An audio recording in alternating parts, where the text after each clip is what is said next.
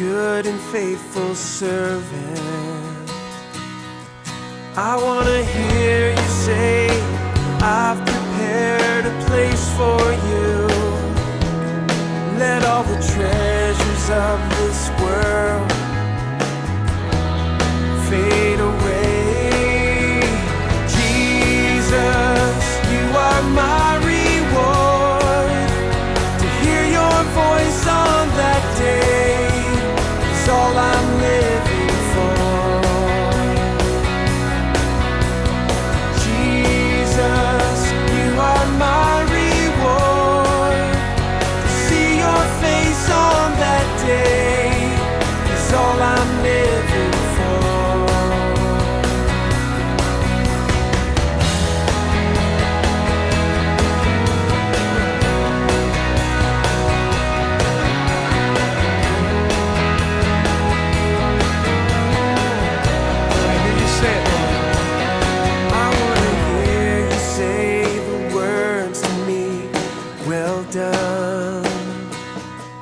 I want to hear you say, good and faithful servant.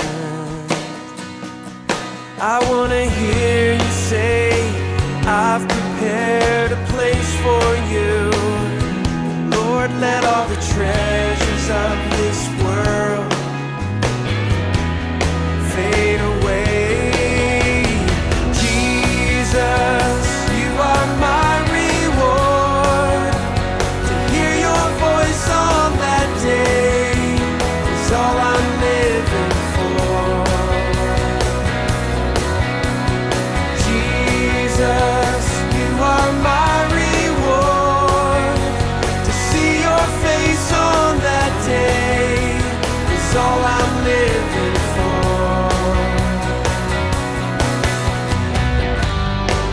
In the twinkling of an eye, we'll all be changed. We'll meet you in the sky. We will see you face to face.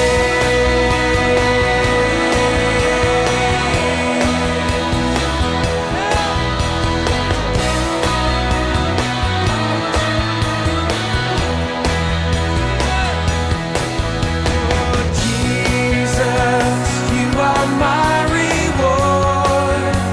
To hear your voice on that day is all I'm living for. All I'm living for. Jesus, you are my reward. To see your face on that day is all I'm living for. Jesus, all I'm living for. Jesus, all I'm living for. Jesus, all I'm living for.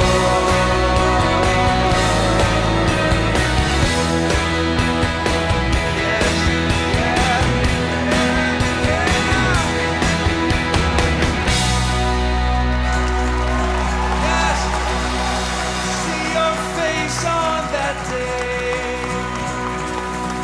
Hear your voice on that day. Jesus, you are my reward. To hear your voice on that day is all I'm living for. Jesus, you are my reward. To see your face on that day is all I'm living for.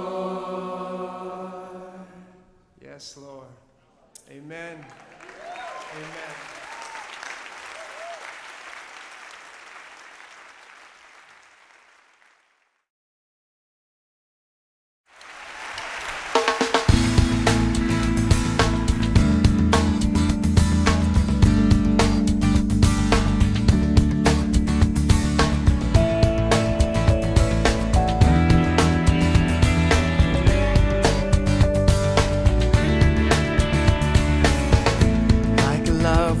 without devotion, like a cloud without the rain,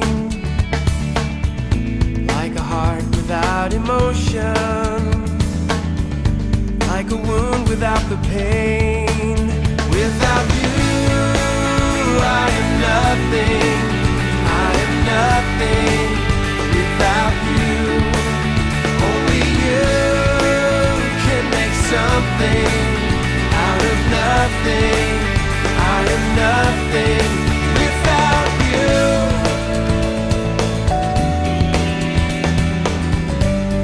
So true. Like a prayer without an answer,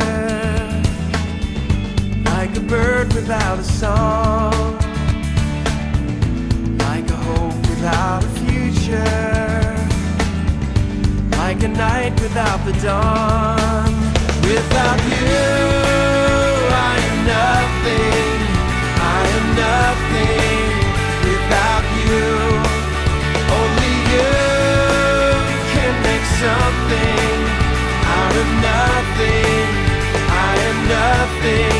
Without you, I am nothing, I am nothing. Without you, only you can make something out of nothing.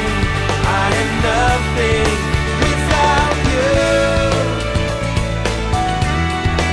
I need you, I need you.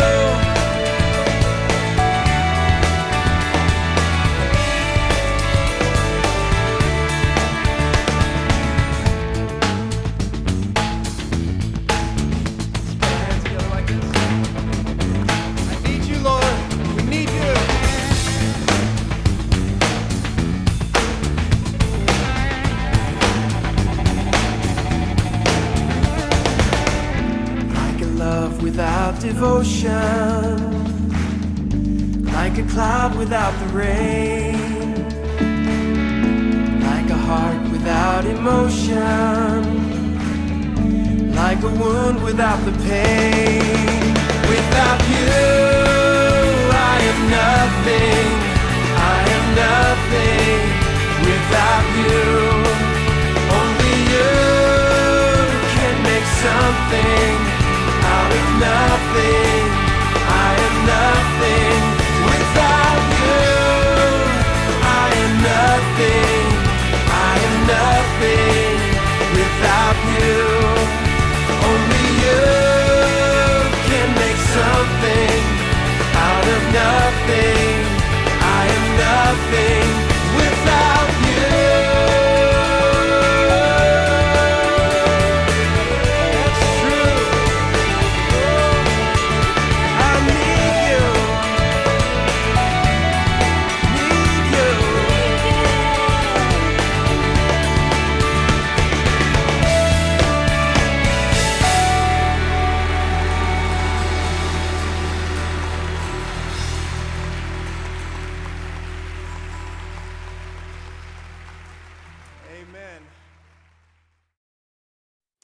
Hi, I'm Paul Baloche, and we're going to spend some time together on this DVD exploring how we can become more skilled with this thing called a guitar. And Psalm 33:3 says, "Play skillfully and shout for joy."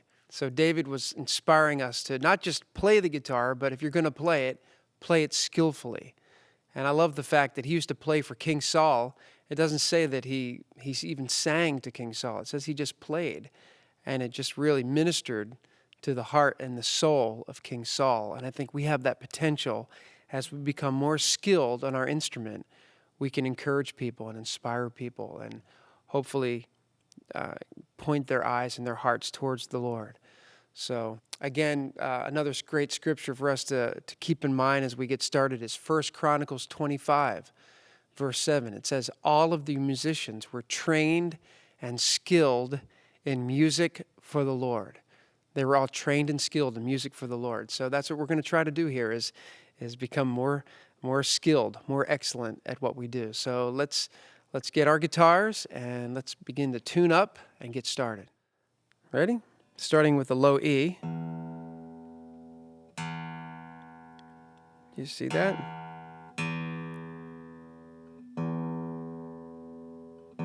Okay, there's the low E. Let's go to an A.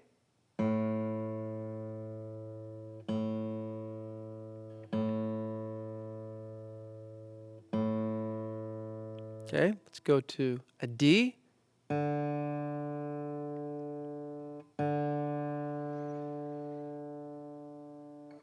Let's go to the G.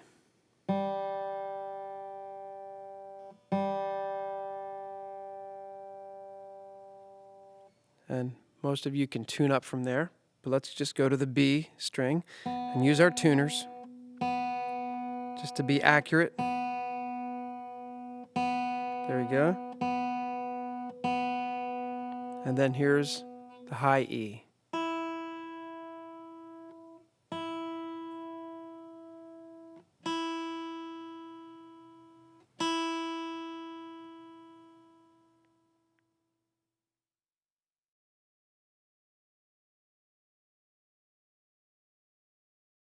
Okay, I want to start off with what I call the open chord concept. You know, on a piano, there's so many keys available. 88 keys typically have all those strings, so to speak. And on a guitar, we only have 6 strings.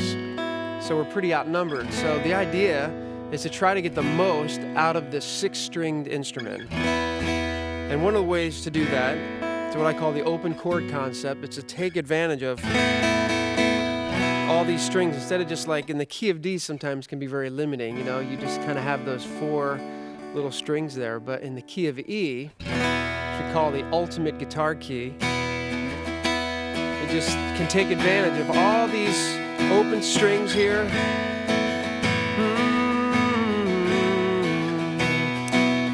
Oh God, you are my God,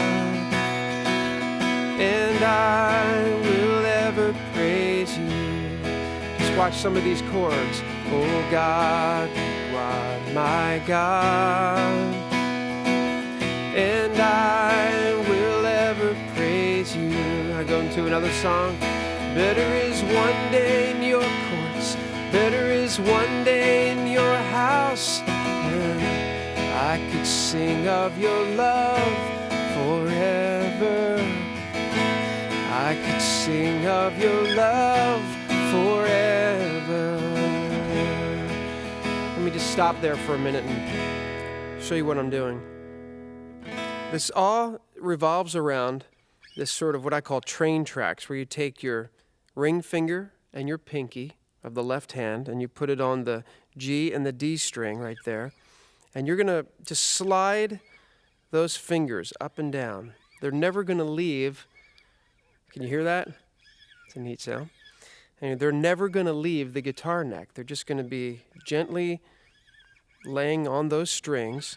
And we're going to move through this chord progression. And all we're doing is sliding those fingers up and down. And as we do that, we're just changing the bass notes. So we start off on the 1 chord. Okay, we'll call that the 1 chord, and then we move up to the 2 chord, 3, 4, 5, 6, and then what we'll call a 7 chord, and then back to 1. And it just allows us to keep this low E in the bass, and walk up, and keep all these strings ringing out. And it's kind of like instant modern worship as far as the sound. You know, instead of going E, F sharp minor, G sharp minor, A, C sharp minor, back to E. Sometimes those kinds of chords can be very traditional, which is not bad. But it seems like taking those same chords and using this open chord concept, it somehow gives it a more modern sound, okay? So I'm just going to go back to that for a minute and play through some songs and just get a visual of what I'm doing here. I'm just allowing these high strings to ring out, and I'm just changing the bass notes while I slide these fingers up and down. So, to see you high and lifted up,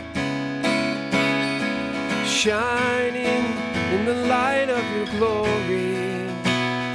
Lord, pour out your power and love. Slide up as we sing, holy, holy, holy. Arise, arise, arise, arise, arise. Take your place, be enthroned on our praise. And here I am to worship, here I am to bow down, here I am to say that you're my God.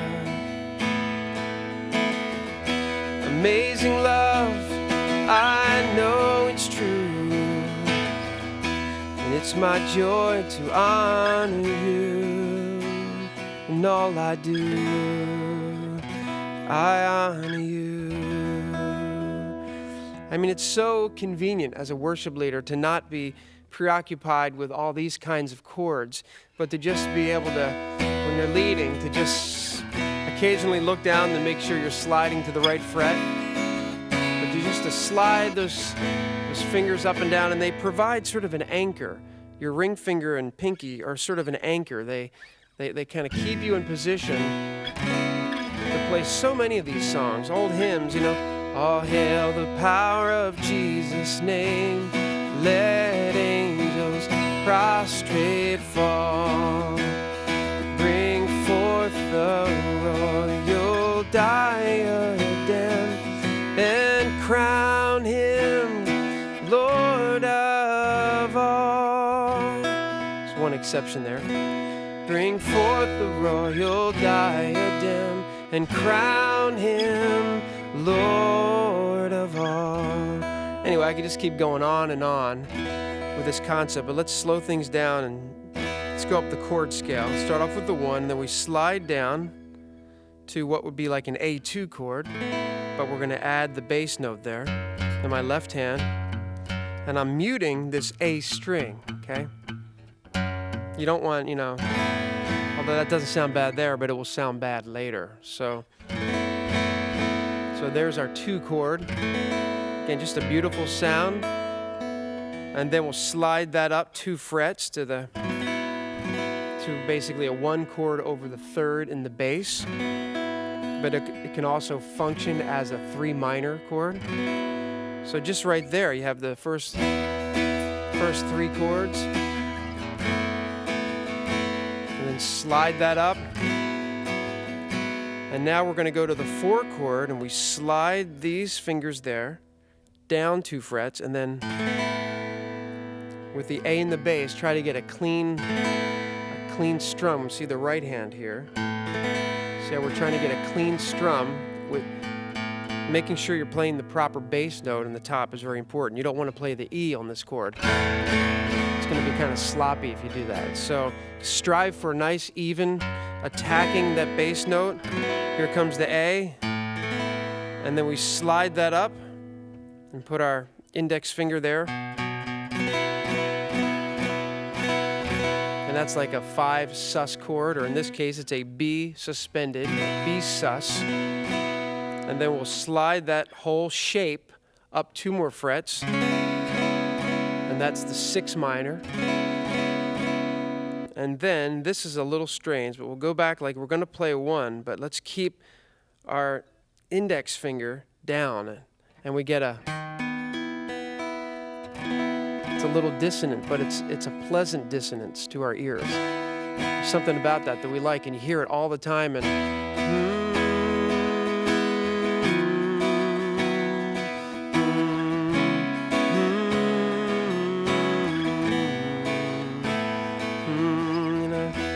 here I am to worship, here I am to bow down.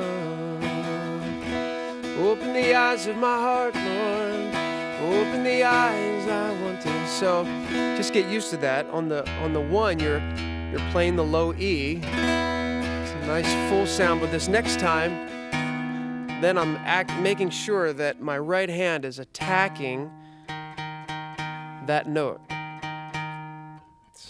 and I'm not playing the high E anymore. I'm kind of muting. If you notice my left hand, with my index finger, when I hold down that bass note, I'm just allowing the tip of my finger to touch the low E, okay? And what that does is mute the low E. So it's, hear that? So I'm going from the low E's ringing out, and then I go, see how you're not hearing that E? Same thing when I go down to the 6th chord. I'm trying not to play the low E. Now, in the beginning, you may do that occasionally, and then here's our A. And sometimes, to avoid playing that low E, I'll just take one of these available fingers and just lightly touch that low E. And that's a mute, okay? So that way, and you develop a touch for it, you develop a feel for it, just like driving a stick shift.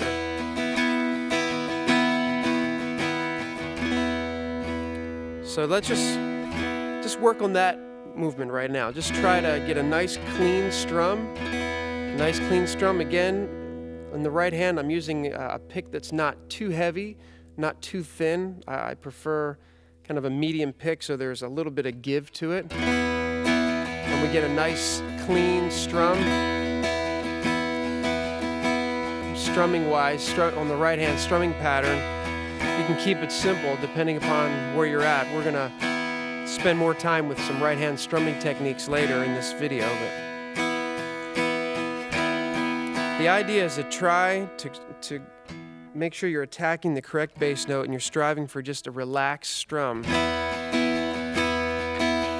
I'm kind of going down, up, down, up, down, up, down, down, up, down, up, down, up, down. So it's I'm not really thinking about it, but if we slow it down, it's like down, up, down, up, down, up, down. But I'm actually just allowing my hand to do this. And it's like you take your hand away, your right hand away from the guitar to accent the strums that you want. So it's like down, up, down. Just watch my right hand. See, it looks like I'm just doing this. Because, again, you'll develop a feel for taking it away slightly. So it's down, up, down, up, down, up, down, down, up. See, some of those, as I'm just going down and up, some of those are like ghost strums, ghost notes. So it's,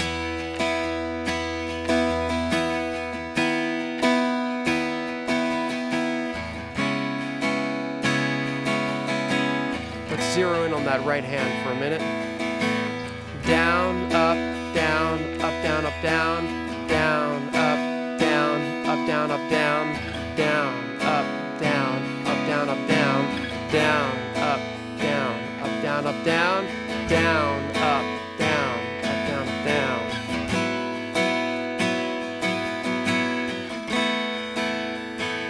Into the 5 chord, and then we slide back to, there's our 1 chord. In this case, it's an E. And that's like an E5, by the way, just because we're not playing the 3rd of the chord.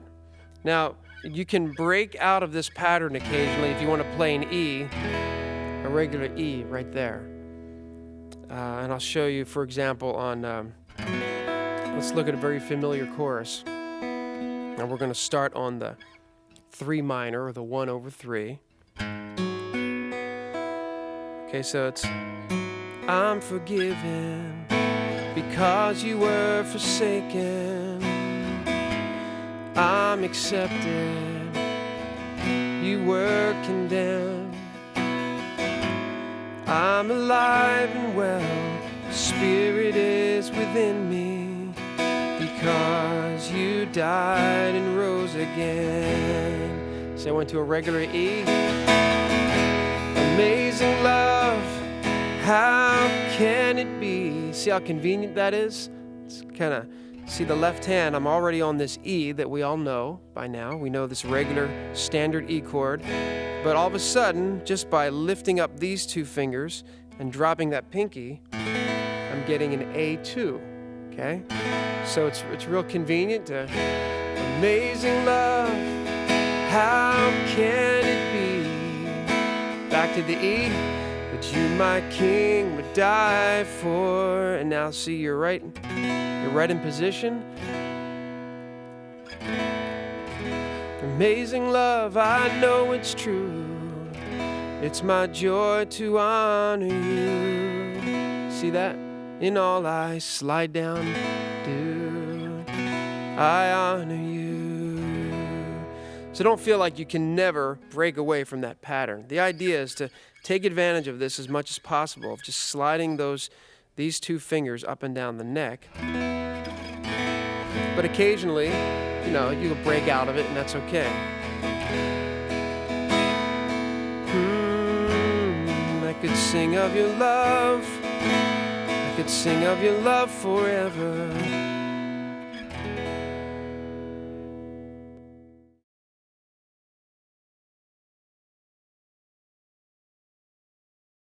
Okay, looking at those same kind of chords, if we were to pick it instead of strumming, I like to use this technique where instead of actually putting your pick down, the finger pick, we'll go over this in more detail later, but for now, I like to just keep the pick handy, and you can either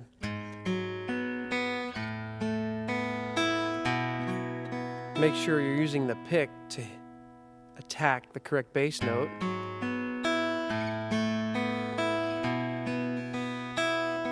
Okay, or sometimes I'll actually put the pick, see my right hand, I'll actually just tuck the pick between these two fingers and just initially just try to use my thumb. So it's thumb, 1, 2, 3, thumb, 1, 2, 3, thumb, 1, 2, 3. Thumb, 1, 2, 3, thumb, 1, 2, 3. And then as we start to strum, the pick's right there. So, and I believe you'll always lead me. All my days have been ordained. Again, all those common tones just gives it a nice, accenting all those full of love and grace. Now start to strum a little bit. Then we slide up for the chorus. You are the one, you are holy. 2, you are the one, you are worthy. Down to the 4, you are the one, you are the one everlasting.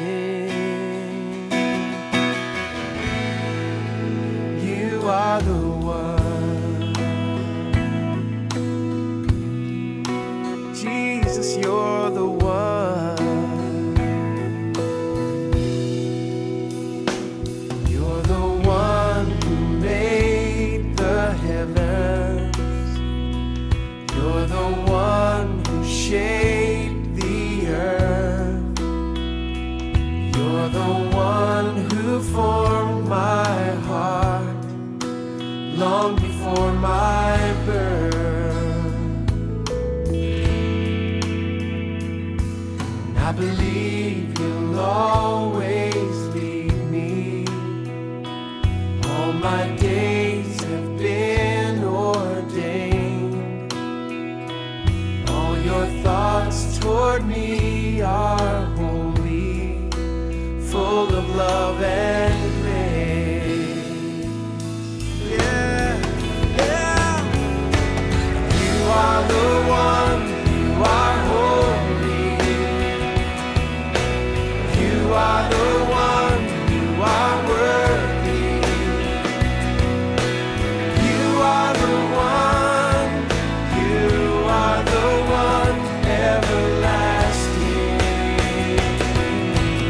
You are the one I will worship.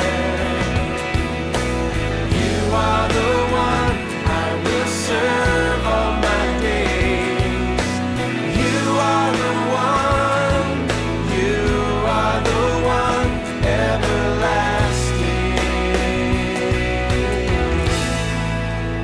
You are the one. You're the one I will worship. One who called me out of the darkness. follow. Jesus, you're the one, you're the one, you're the one, yeah. Jesus, you're the one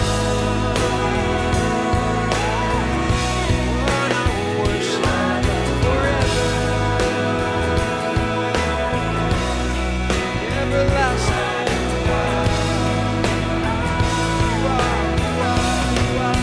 You are the one.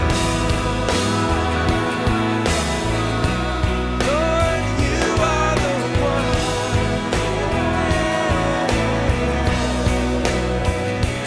You're the one.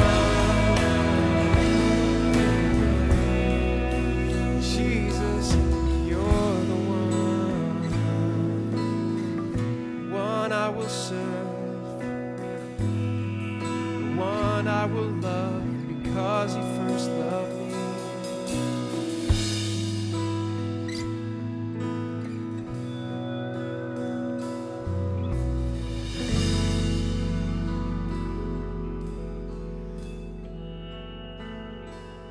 Okay, that illustrates that key of E. Let's look at one more chord before we move on to a different key. This is the 7 chord, basically, like a 5 chord over the 7 in the bass. But if we move this whole shape down 2 frets, a whole step, then that's a flat 7 chord. Okay, that would be like the D. So we have and then slide down to the 4 and slide back up to the 1. A song like I will worship. Slide down 2 frets with all of my heart. Just try that again. Go back up to the 1. I will worship. Slide down 2 frets with all of my heart. And slide down to the 4 chord. I see that's just trying to nail that bass note. All of your way. Let's go to the chorus and illustrate. Here we go again. I will give you all my worship. I will give you all my praise. You alone I long to worship. You alone are worthy of my praise. So there's that flat 7. Again, very, very effective. And the beauty of this concept, again, the open chord concept, is that we're just moving these shapes up and down the neck. And what that does is minimize wrist movement. You know, as guitar players, we have to change chords. We only have like a half a second, if that, to change chords many times. So we're trying to do all we can do to avoid doing things like this, where we're all this extra wrist movement. We're trying to just go along with the laws of physics, minimizing wrist movement, allowing us to just go to different chords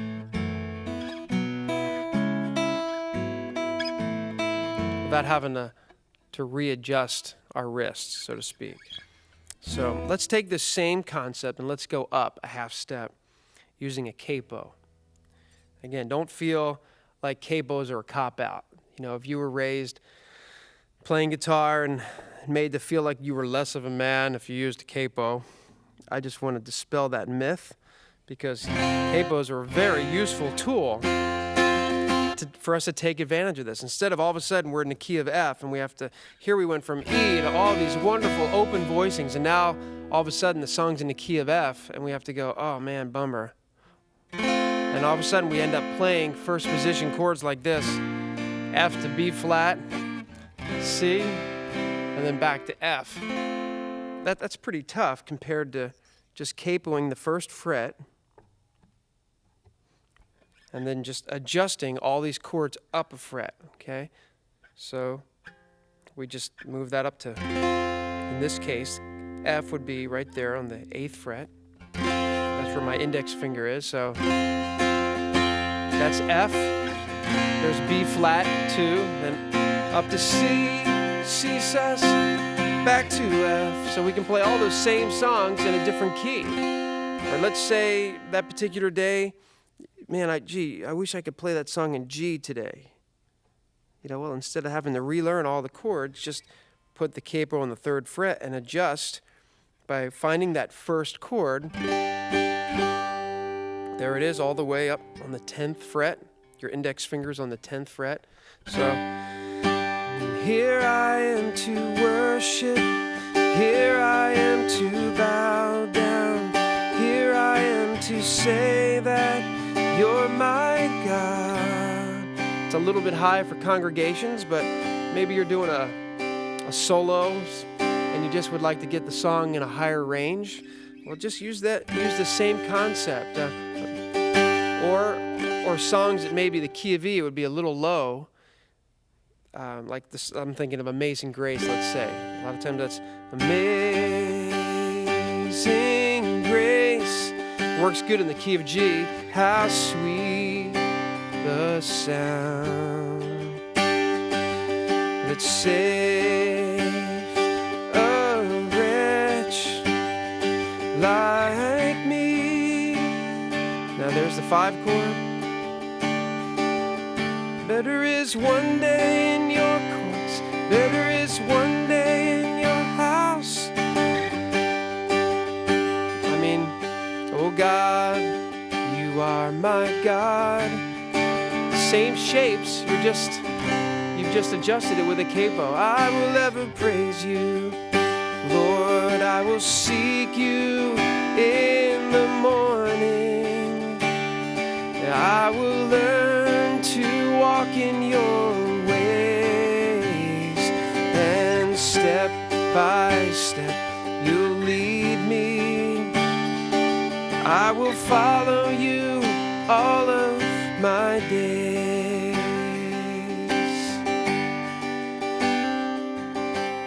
Man, I just want to keep playing. I just want to keep playing all these different songs that are in these keys.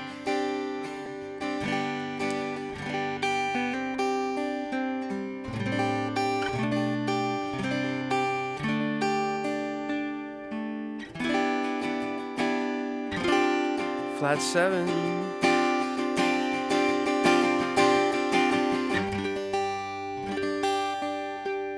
So let's go back down. I'm just giving a couple different examples. Up-tempo songs. For our latest project, the whole song was built around this open chord concept. I just purposely kind of almost every chord is involved. All the earth will sing your praises. So it goes 1, 5 up to 6, 4 down to 2, 2 up to 4, and so it's you lived, you died, you said in 3 days you would rise, you did, you're alive. Up to 1. Said you're coming back again. I know that you will. All the earth will sing your praises. 4 down to 2. All the earth will. Up to 4. Back to 1. 5 up to 6. 2 down. 4 down to 2. Up to 4. And back to 1. And while we're here, in this voicing, look at all these little things you can. There's a 5 over a 1 chord. And then here's another way, instead of sliding all the way down to the 6, here's another possibility is going 1. That's 5 over 7, and then look at this finger right here can just go. It's the same voicing as the 2 and the 3, but it's another way to play a 6 minor. So 1, walking down. Also, while we're at it, here's the 1, and if you play the same shape, but you take off your index finger, a That's another way of playing a 4 chord. So instead of going all the way down to playing the 4 there, you can also play the 4 right here. Just make sure you attack the correct bass note in your right hand. So we're going to the 4, back to the 1, hitting the low E. Now let's go to the A. See, the A is in the bass, now the E is in the bass. Attack the A. Hear that? E's in the bass. Now the A's. Now let's put the C sharp in the bass. Put the B in the bass. A in the bass. I mean, look at that. We're not even moving our hand. Just, it's very convenient. Oh, I could sing of your love. When you just want to worship the Lord and just sing out a melody, you don't have to be moving your wrist around. Just stay right here. Yeah, I lift my heart to you. I will sing a new song to the Lord. He is my God. You are my King. 5 down the 4. I was just thinking of a song you could do. You know, hungry I come, walk down to 6, for I know satisfied.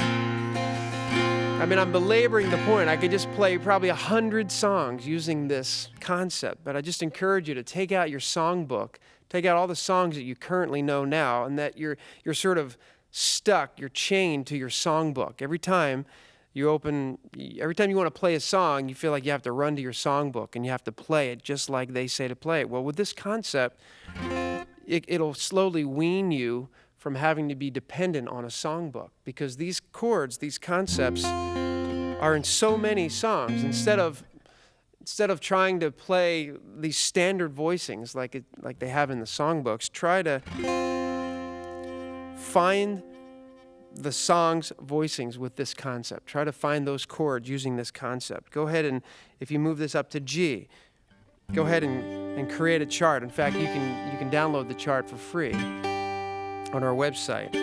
But it'll show you that when you're in the key of G and you're playing this, that would be the 1, so that's a G, that's an A minor, that would be a G over B, and there's a C chord right there, and then there's a D minor, and then back to G right there.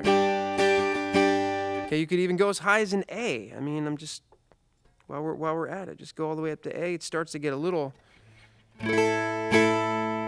But again, maybe one of the guitar players on your worship team is playing down here in standard position.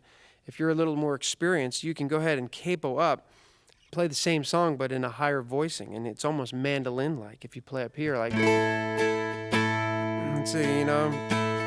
Blessed be your name.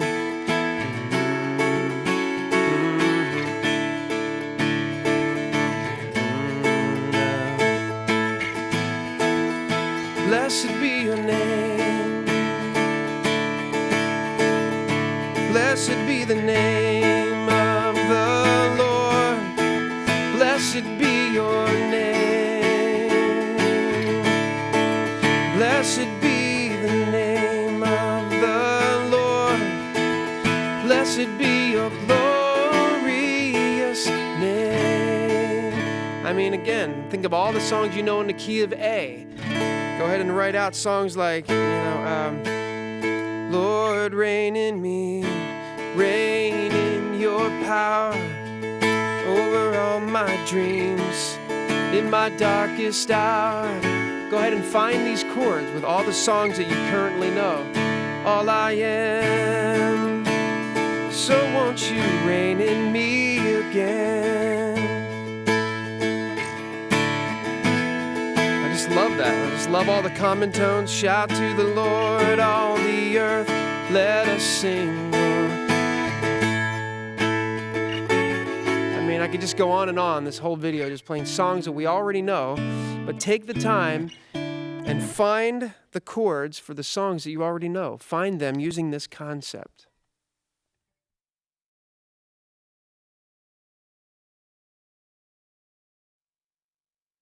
Okay, now it's your turn. I want to give you a little bit of homework so you can cement these concepts in your mind and in your hands. I've got my little metronome here, and I just want to encourage you, whenever you practice, to practice with a metronome, because it'll just make your practice times way more efficient. Instead of just working on your voicings, if you're practicing with a metronome, you're working on your voicings, your strumming, your timing. You're doing a lot of things at once, and it makes it a lot more efficient. So in this particular, this is a Boss Dr. beat that I've had for years and years. And, you can get one of those little Seiko ones for $25 with just has a little dial on it. Either one will do, but just something that will ingrain that sense of time in your heart. Because if you ever hope to play with a band, and many of you already do, or if you want to lead worship more effectively, you need to have that sense of time ingrained in your own mind, in your own heart, so that as you're playing, even without a metronome, when you're leading others, you can hear that in your head.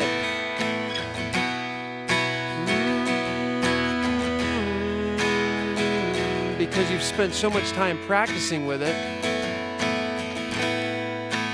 that even without the metronome, you can kind of hear it in your head.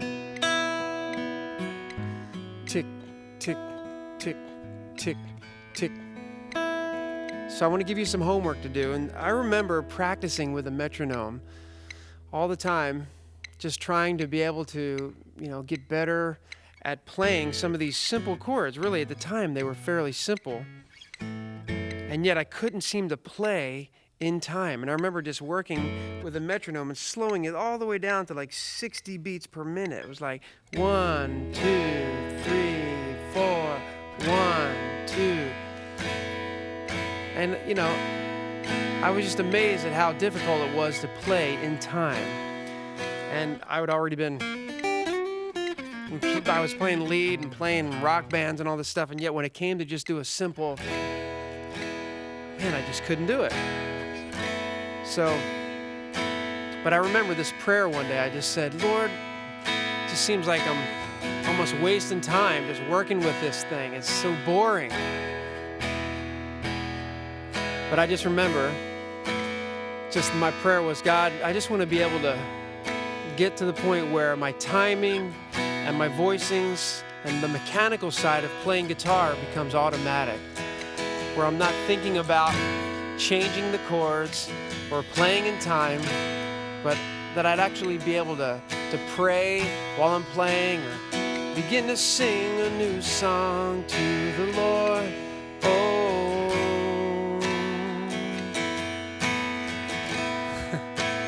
Just getting ahead there. I need to work on it. But just to be able to, you know what I mean? You know the difference, right? Where, sometimes our goal can just be to get through the song without making a mistake. And in the beginning, that's a worthy goal. But we want to get to the point where this becomes second nature. We can read the Psalms while we're playing our guitars. Begin to sing out a new song to the Lord. Sing out a new song to Him. Or just reading things out of your journal. And being able to just pray. I would just try to play in time and read the Psalms. The Lord is my shepherd. There's nothing I shall want. Why so downcast, O my soul? Put your hope in God. Bless the Lord. He's the lifter of my countenance. Bless the Lord. He's the lifter of my head. And then I'd practice little worship leader exhortations, while I was playing in time. Psalm 95 says, "Come, let's sing for joy to the Lord. And let's shout aloud to the rock of our salvation. Let's come before Him with thanksgiving and extol Him with music and song. For the Lord our God is a great God, the great King above all gods." So I'm trying to model this for you in a sense. I'm trying to give you a homework assignment, doing several things at once, making sure that you're playing some of these chords that we just went over on the open chord concept, playing them to a metronome. Find a tempo that you're comfortable with. Some of you can get up to 70 there. But even sometimes playing very slow can be very difficult because we have a tendency to want to rush. So start with 60 beats per minute or 70 beats per minute and work with that for a while. And then maybe go up to 100 beats per minute and just practice all downstrokes like.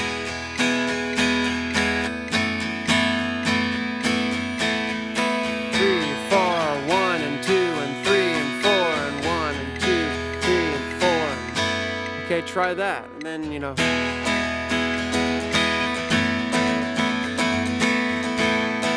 it's like kind of a Celtic.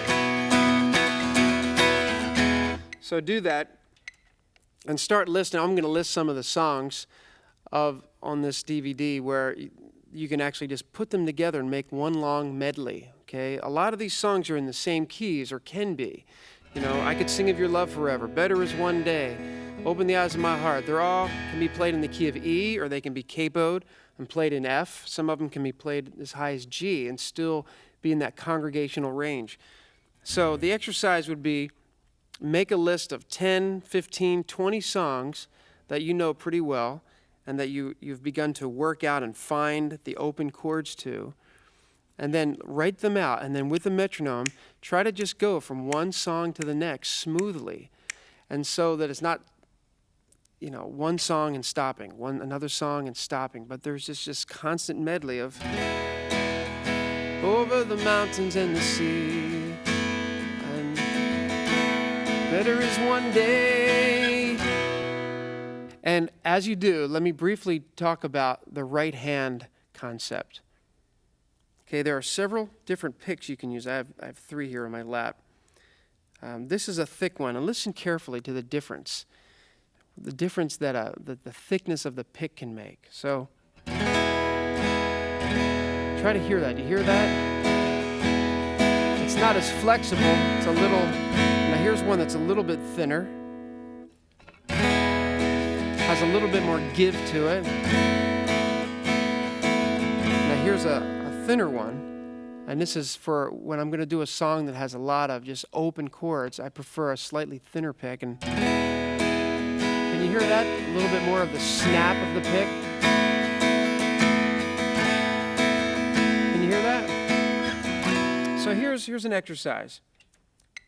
Set the metronome to like 70 beats per minute, and with a pick that's as thin as you're comfortable with, try all downstrokes. 1, 2, and 3, and 4, and 1, and 2, and 3, and 4, and 1, and 2, and 3, and 4, and 1, and 2. Go up to the 6. 1, and 2, and 3, and 4, and 1, and all downstrokes. That's an important skill. All of a sudden, it sounds very Coldplay. Doesn't it kind of just all downstrokes? If you've ever heard any of their songs, just play these chords, try to play them in time with all downstrokes.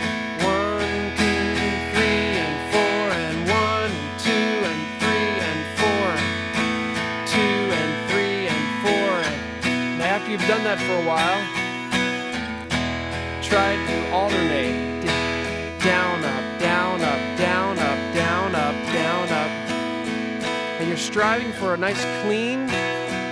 Allow your pick to glide over the strings. Don't be too rigid. Just let it. Just try to relax that right hand a little bit. Observe yourself getting stiff at times, and just relax and just let the pick have some give to it. And occasionally you may drop the pick. That's all right. I do that all the time.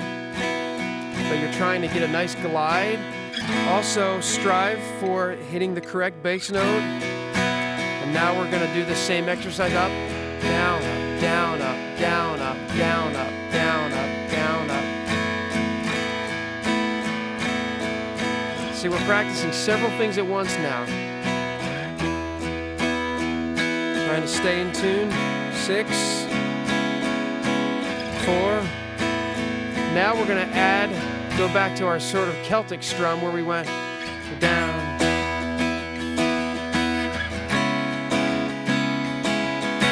down, up, down, up, down, up, down, down, up, down, up, down, up, down. So So go ahead and work on these things. Go back, shut off the DVD, and spend some time. Spend the next few days working on just these concepts. Get them under your belt. Get them under your fingers. Get them in your heart and mind.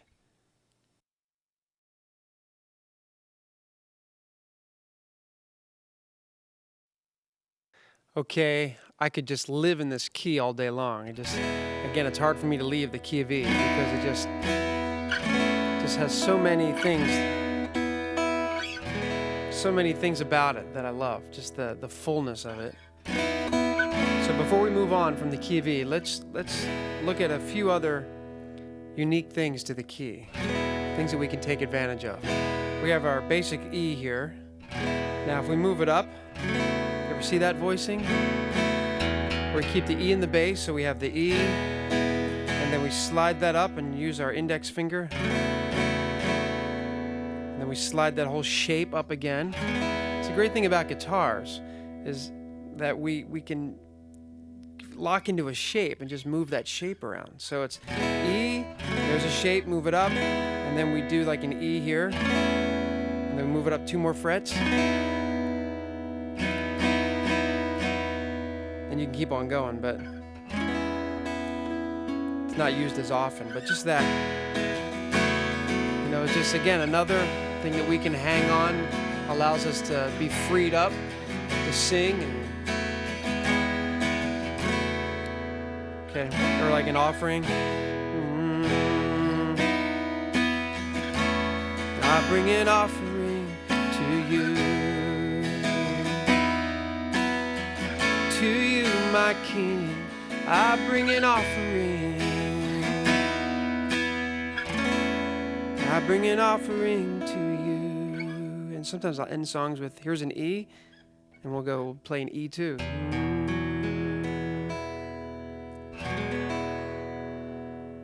I want us to start, let me just put a capo on, and that puts us in the key of F, which is really the key that offering was written in. I bring an offering to you, my King. Now here's a consideration when we capo, is always be aware that when you capo, it could alter the tuning ever so slightly on your guitar. That's why having a good visual tuner is helpful. So in the middle of a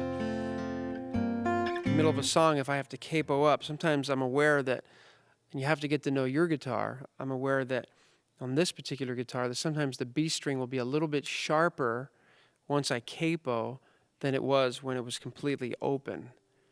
So it's a very subtle thing, but sometimes you just want to be aware of that. And at times I've actually made a slight little adjustment, or I'll quickly turn on the tuner, I'll step on that, and I'll just make that slight adjustment visually. I bring an offering to you. And I just make sure. So get to know your guitar. Get to know the idiosyncrasies of your particular guitar, okay? And capo the 3rd fret. Sometimes the 3rd fret will make the low E a little bit sharp. And you have to make these tiny little adjustments. So pay attention to that. Now let's go back to the key of E. Let's look at a few of the peculiar things about E that we can do. This is an E, and by moving this pinky out, just drop your wrist a little bit. We get this nice E add 9 kind of thing. It's just a beautiful mellow chord. And that's an E add 9. So like if we're going to do an E sus, you could do that for an E sus if you want. Or you can just do the standard E sus. Okay, well, let's look at what we call an E5. Okay, that's an E5 is implying that there's no 3rd, and the 3rd of a chord is what tells you if it's major or minor. So without this, that's the 3rd, so we take that out and look at this voicing. So there's our E5. There's no 3rd there, and it's very, if you can play that or play this one up here. It's a nice and very Celtic, very open sounding, okay? And then we have like an E6. You can just, you can always send them. It's one way to play E6. Then you have your E major 7, which a lot of times you can do that, or you can just slide up. I prefer this one. It's like E, and then it's basically an E major 7 sound. Kind of has a sneaking a 9 in there too. All right, let's look at some of these other keys and look at what makes some of these other guitar keys unique and peculiar. Let's look for things that are unique to each key, like the key of D, the key of C, key of A, key of E, key of G. Those are our primary guitar keys. So let's look and see what are some things in the key of D when we're in D. How can we take advantage of this particular voicing? Because unlike the E, where we can take advantage of all these extra strings, D, we're limited to kind of these upper 4 chords, or upper 4 strings, unless we were to drop the D. But for the most part, we're kind of limited to these 4 strings. So, and while we do that, I also want us to begin looking at the variety of chords in the key of D as all related. Instead of looking at a D6 or a D major 7 and a D add 9, looking at them as separate finger blobs, like when you buy one of those guitar chord encyclopedias, and there's just thousands of finger blobs, and it's so intimidating. And you think, man, how can I ever memorize all these? I want us to start looking at all those chords as just slight alterations of the basic chord that we all know. So starting with the key of D, we all know sort of the basic D chord.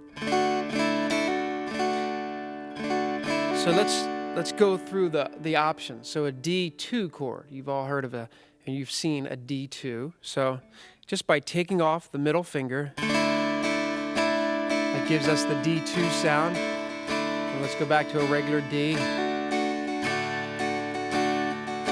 And listen to what the 2 sounds like, D2.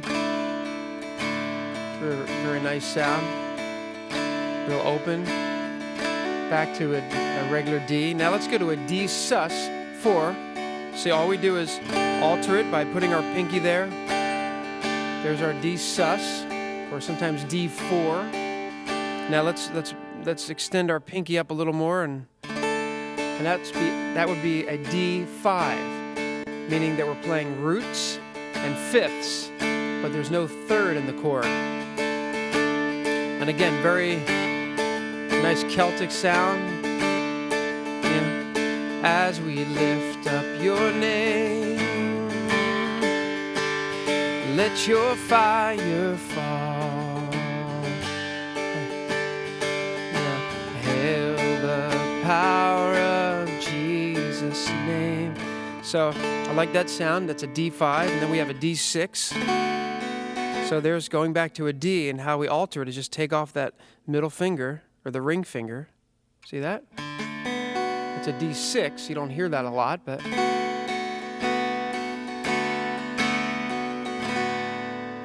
So we use that in like in the song Arise. One thing we ask of you, D6. One thing that we desire. So D6 and then a D major 7. Here's our D. And let's get used to just seeing, just by taking that note down a half step. There's the root. And we go down to the major 7. There's a D7, D major 7. And then if we go down one more, there's our D7. Sounds like that, what was that song? Kiss me. Sixpence None the Richer. It's a good little exercise. D7 to a D major 7, back up to the D major. So again, let's connect the dots. Let's connect these chords and see that they're not entirely different. They're just slight alterations of the D chord that we all know and love. There's a D, and then here's a thing you'll see, a D add 9 sometimes. And a 9 is the same number as a 2. It's the same note. So when we did the D2, so root, second degree of the scale or the chord, it's a That's an E. But when you go up the scale, root 2, 3, 4, 5, 6, 7, 8, 8 or root, and then it 9. So 9 and 2 are the same note, okay? So a D add 9, this is an important distinction because you'll see that a lot. D add 9 or C add 9 or G add 9 versus a G2 or an A2. Here's the difference in a nutshell. A D2 chord implies that you're not playing the third of the chord, you're just playing the root, the second degree of the chord, and the fifth. So it's a real open sound, and you're not defining if it's a major or minor. Now, let's play a D add 9, where you're going to keep the third in there, but you're adding the 9. And it's a little sweeter. You hear that? As opposed to kind of hum that. There's the 2 or the 9. But now we're going to add the third, but keep the 2 right here. That's a little bit sweeter. So just in general, know that an add 9 is a little bit sweeter than just a basic 2 chord because you're keeping the third in there, and the third kind of makes it sweet. Sweet.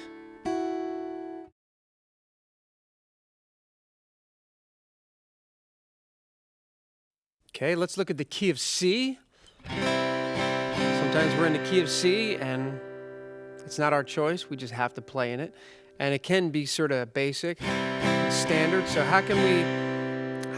what are some things in the key of C that we can take advantage of, okay? For one, we have to think about muting that low E most of the time when we're in the key of C, okay? So I'll just kind of cheat a little bit and see this thumb over here in my left hand. Hello. Hello, I missed the thumb. Instead of having it back here like the proper guitar technique says, let's go ahead and bring it around and just let it lightly touch the low E, okay? So we get that kind of a sound. And so that way when we play a C chord, if we're strumming, we're not going to get all this extra E. So just bring that around, find a way to mute that. Another way would be to just use this ring finger on your left hand and just again, just by gently touching that string, it mutes it. But I like this one better. So there's our C. And let's add, if we just were going to do a 2 chord, a C2, we could go. Okay, take off the middle finger there, and you have to make sure you. It's not my favorite voicing. It's a little muddy. So another thing we could do is here's the 2 right there. So we could. That's a C2, but I'm getting some of that E in there. So we could go ahead and hold down the G, this note right here, and that's a full-on C2 right there. There are no thirds being played. It's just root, second, and fifth. So we went from a basic C chord to a C2. So we just move our fingers a little bit, and again, very open sounding. It doesn't define if it's major or minor. Okay, now let's go back to a C and do a C sus 4. So put our pinky there, and again, I'm going to bring this around because we don't want the low E sounding out. We also don't want the high E sounding out on a sus chord. It's kind of modern sounding though. It's almost kind of cool, but only if you really meant to do it. So typically, we don't want the E to ring out if we're playing a sus. So let's figure out how we can mute this high E string, okay? I'm going to vote for this index finger here to just ever so slightly touch that high E. So practice that. It's ringing out, and then when I go to the sus, I'm going to drop that index finger just so it's not ringing out, okay? So practice that, just going from C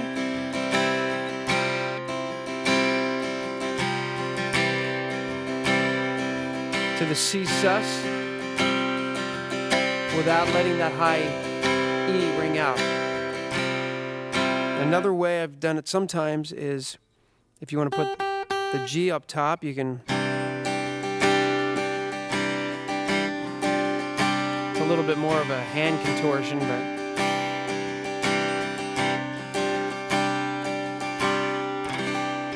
Okay, so there's our C4. Let's look at a C5 if we're trying to get more of that Celtic kind of thing. Here's our C chord, and then instead of letting the E ring out, which is the third, we're gonna try to put the G on top, which is the fifth of the chord, and we get more of a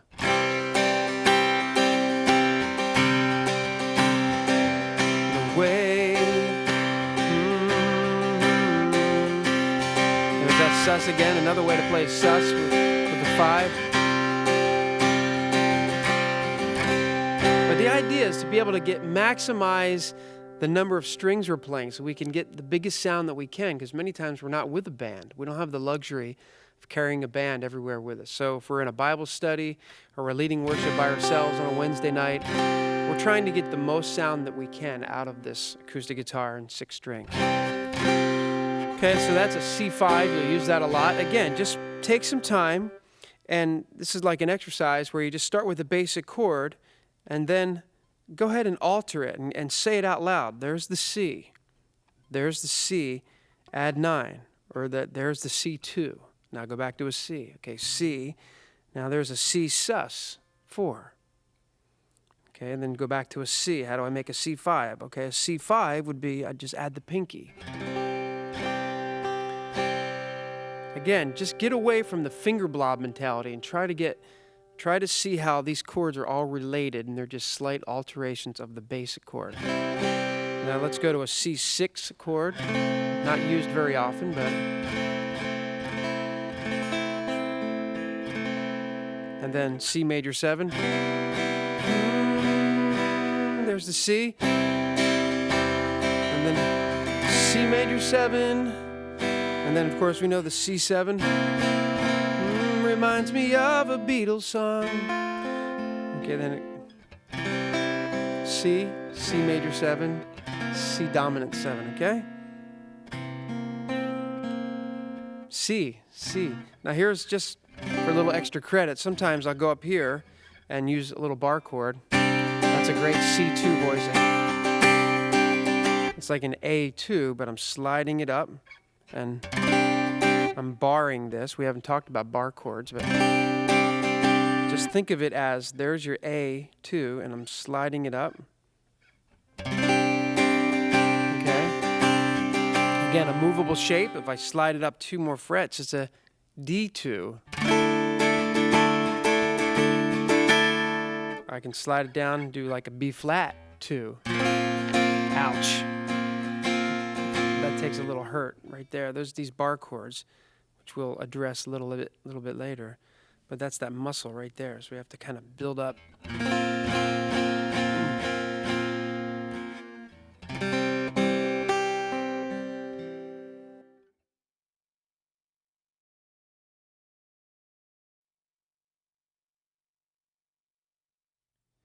Okay, key of G. Let's look at what's unique about the key of G. Most of us were taught in our formative years to play G like this. But this whole sort of, it's like a tuba voicing. It's a little fat, it's a little heavy. So to kind of make it a little more lean, we go ahead and, I personally like to just take that finger off and mute the A string. So we accent more of the up here. Or, okay, so just basically play a G like you always have, but try taking off your index finger and muting that A string. We've talked a lot about muting so far. So there's our G. And then let's think about, okay, all of a sudden on a chord chart we see G2.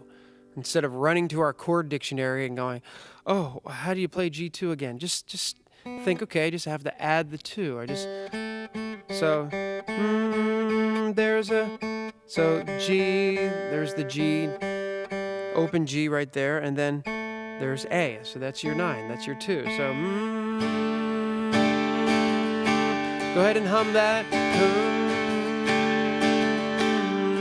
Back to a regular G. And again, if we don't want the third, we're going to have to, when we play it, make sure we're not letting the third of the chord ring out, which would be the B. That makes it sweet. So if we did that, and then added the A, then that's a G add 9. See the difference? So here's a G add 9, and you can use them interchangeably for the most part. Okay, it's not radically different. So here's a G add 9, and if we want a G2, I'm just going to make sure that I'm not letting that B ring out. I'm going to go ahead and play the fifth of the chord right there. So it's, and then I add the 2. Can you hear that? Here we go. Here's the 2. Amazing grace, how sweet the sound. See, a 2 just kind of adds a little spice, nice color. It's a beautiful color. All right, now let's look at a G sus or G4. Again, you could, if you're going to go back to this model, it's a little difficult because you'd have to make your wrist do this, you know, to play a G sus. So let me challenge you with, instead of playing your G's like this, try to get this pinky involved more often. Okay, hello, and just put the pinky there, and your ring finger up here. And you're muting the A string, but look at now you have these 2 fingers available. You know, they're just sitting around doing nothing. So it's like, hey guys, get to work. So here you go. Now you can get a nice. There's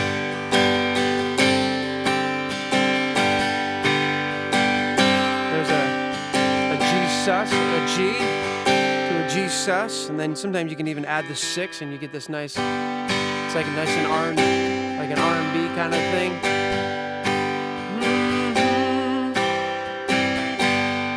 Step of faith. Okay, and on Stir Up a Hunger, we add the G7 and then sus it. So here's a G7. We're like, again,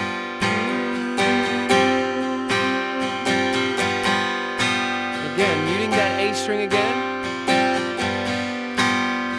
Stir up a hunger.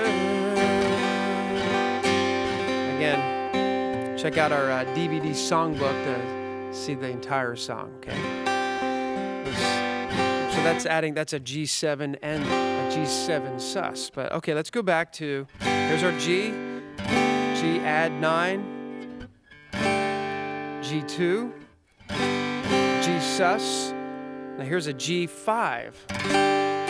So that means there's no third, and it's just roots and fifth. So it's real open sounding, you know,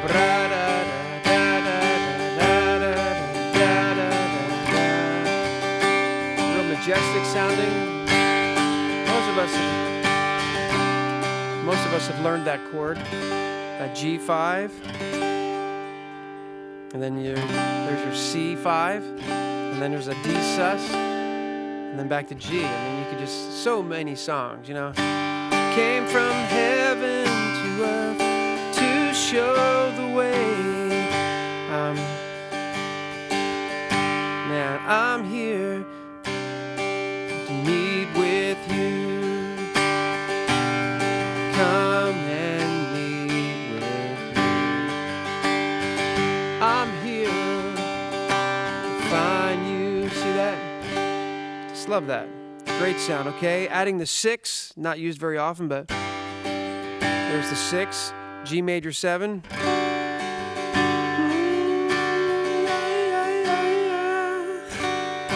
They're coming back. G major 7s used to be sort of the 70s chord like Bread or Carpenters, but now you just hear it more and more in sort of an alternative rock kind of sound. So a lot of it's just the attitude, you know.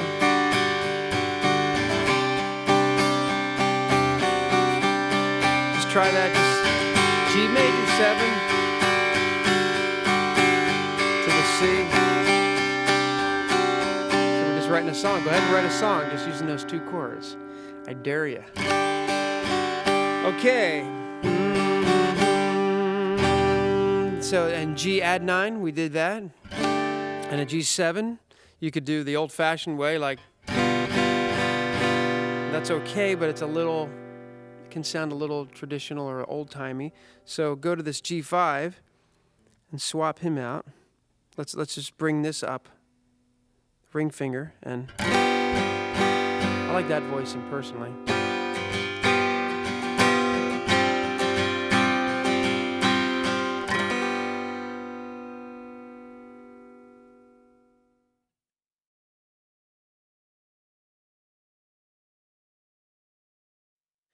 Key of A. Again. Let's try to see all the different forms of the A family as connected instead of separate. So here's our basic A. Now we can play an A like that. Sometimes I'll just bar it, depending on the song. Sometimes it's nice to. Sometimes I'll use these 3 fingers instead of these 3. So there's no right or wrong way to play that. Just whatever helps you make a nice clean. You're striving for a real clean sound. So here's the A, and then an A2 is simple. We just take off that pinky, and there we go. We've been playing that a lot so far. There's that sound. Then we go back to A. So you just see the A2 as just taking away the third. The third's right there. We take off the A. It becomes an A2 by taking off the third. Okay, then back to A. Now let's do the A4 or A sus4. We just bring that up. Like, that's a good exercise on all of these to practice with a metronome, going from the 2, 4, regular. Standard triad, so standard, 2, sus4, back to standard. 2, sus. Do that in all the keys. Try to strive for that nice clean, and I'm using a 6/8 rhythm, so.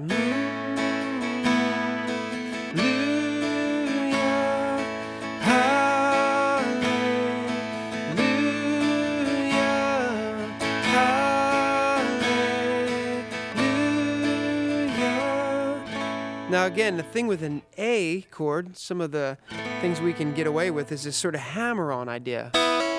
The concept of a hammer-on. So where we play the open string, and then we just try to really, let's get a close-up of that left hand, you'll see. And then you're just like, just the pressure of that pinky, or if we did it with these fingers,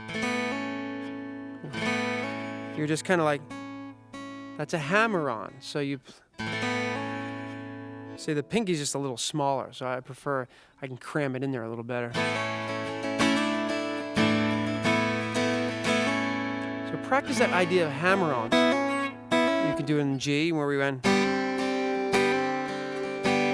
It's where you strike the chord, strike the string, and then come down with your left hand finger, whatever finger seems right at the moment.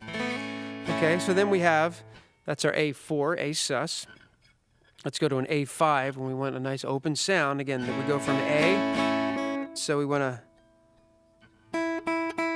there's our 5th, so we can go, it's a little bit of a stretch, but it's a nice open sound. If you find yourself in the key of A, of course you can always capo and do the open chord concept, but it's important that we learn some of these other voicings. That's an A5. A6, we take that off and see, we go from a regular A to a I would just bar that. And then an A major 7.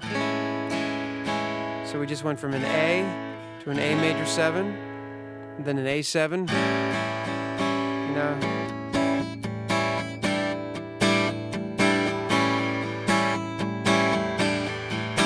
You know, Rock of Ages. There is no rock. There is no God like our God. So just that, taking advantage of that. Another thing we can do in the key of A, similar to the open E string, is take advantage of the low A string here, similar to the low E, where we had all these 6 strings. The A, we have 5 strings, so that's not bad, and we get a lot of these high strings ringing out. So we can kind of like, there's our A there, but also here's an A. And if we take this finger off, it's like an A2. And then if we just add this pinky here, that's like a D over A, or like an A suspended. So sometimes it's nice to take advantage of that. You know, like on Shine Jesus Shine or something. Shine Jesus Shine. Or this is the day you've made, so I will lift my voice and give you praise. Again, that song just came from just with the guitar in my hand, trying to play simple chords and trying to just worship the Lord. To lift up a simple song, and it was just the beginning of a song. So just get familiar with this, and then you can, there's the E over A, back to a D over A.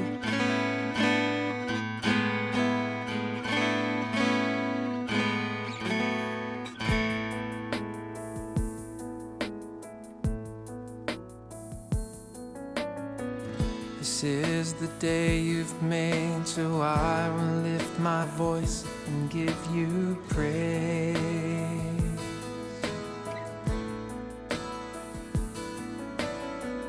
This is the day you've made, so I will lift my voice and give you praise.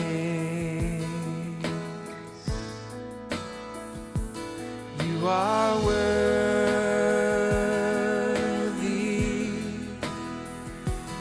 You are worthy.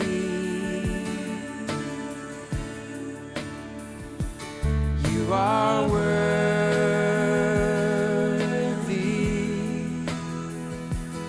You are worthy.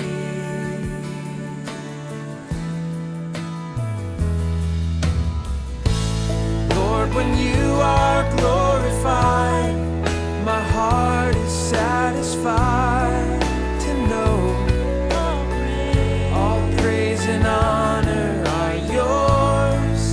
And when all creation sings to you, the King of Kings, we know all praise and honor are yours.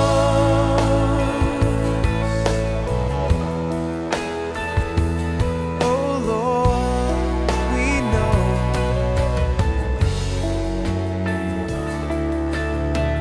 this is the day you've made, so I will lift my voice and give you praise. Hey. This is the day you've made, so I will lift my voice and give you praise.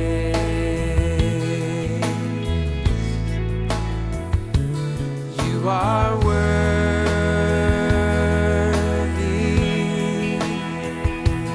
You are worthy.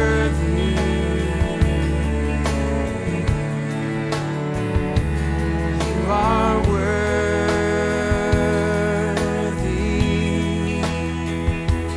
You are worthy.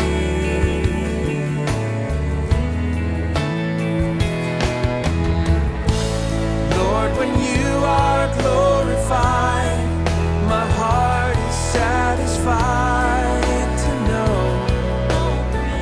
all praise and honor are yours. And when all creation sings to you, the King of Kings, we know all praise and honor are yours. Lord, when you are glorified, my heart is satisfied to know all praise and honor are yours. And when all creation sings to you, the King of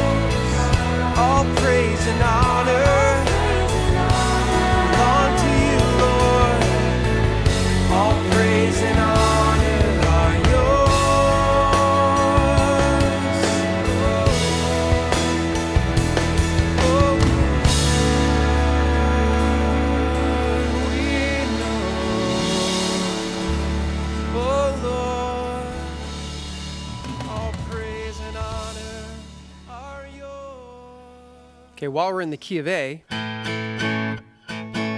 let's kind of transition a little bit instead of playing real mellow stuff.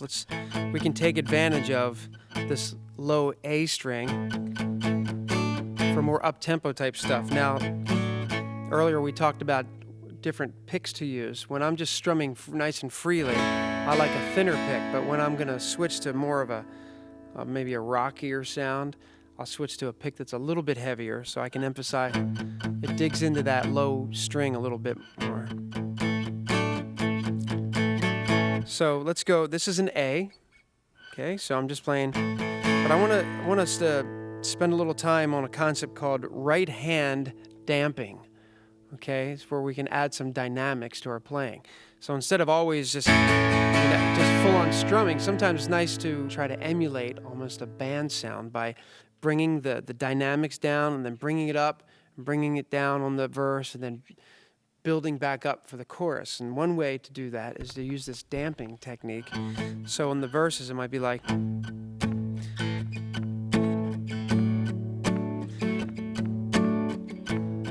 then we kind of build into, then we're building into the chorus, and then back to the verse. And let's get a close-up of what I'm doing here. With my right hand, I'm ever so slightly putting pressure on these lower strings. So this is no pressure, all downstrokes. And now I'm just going to allow my palm to rest ever so slightly on that A string. Can you hear the difference? Now I'm going to lift it up, put it down, and again, it's one of those things you acquire a feel for over time. Like, I'll switch songs for a minute. The song Arise kind of starts off muted, where I'm on the low E, and it's one thing we ask of you, one thing that we desire, that as we worship you, Lord, come and change our lives. See the right hand muting it, the strings. Arise, arise, arise. Now I'm going to let up the pressure a little bit. Arise, arise, take your place, be enthroned on our praise.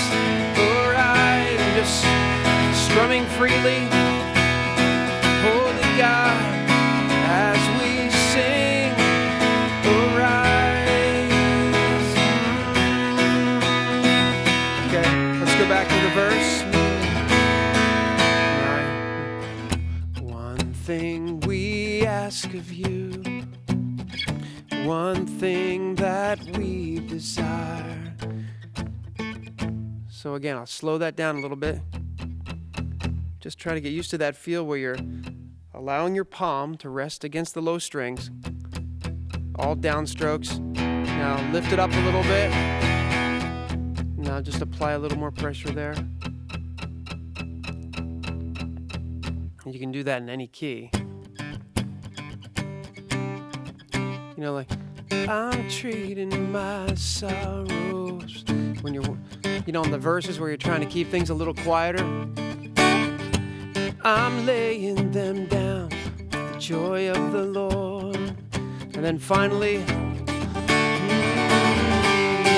treating myself. Just letting that right hand be free.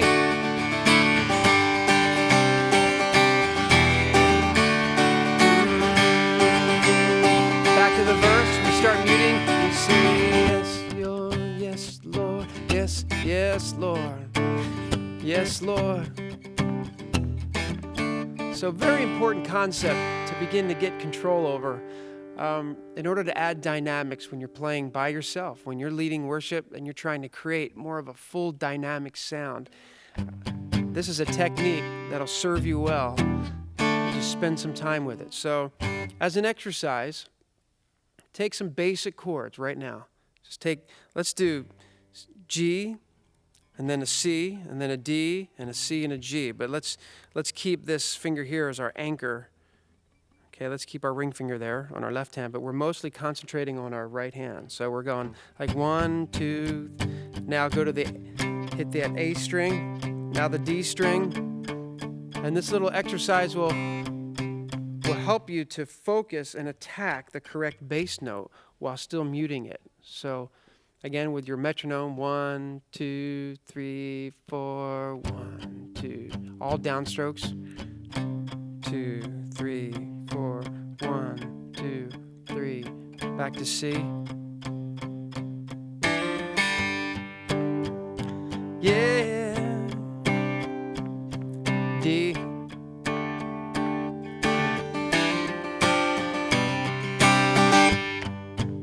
And again, just every once in a while to add dynamics.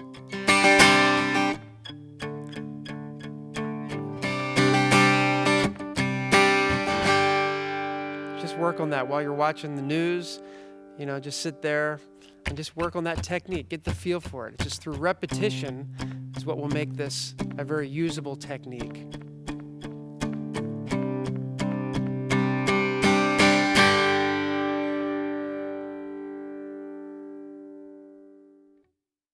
Okay, while we're on the subject of damping, let's look at the other hand. Let's look at the left hand damping. And that's a way to get a percussive sound, again, without a band behind you. It's a way to pretend like you have a drummer with you. And it's, you know, where you get that kind of a thing.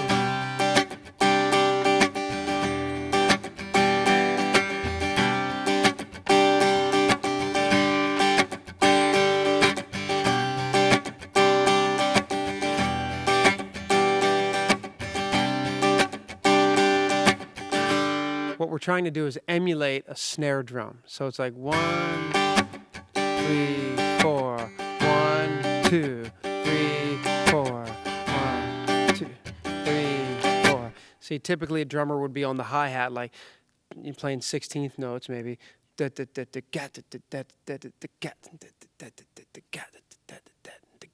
So we're trying to emulate that same feeling. And again, when you're by yourself, you're trying to create rhythm, harmony, you're trying to keep things going. I'm going to actually switch picks and go with a pick that's a little bit thicker. Okay. Well, let's take the song Hallelujah, Hallelujah, Hallelujah. Your love makes me sing. Okay, what's going on here? Let's describe what's happening is G.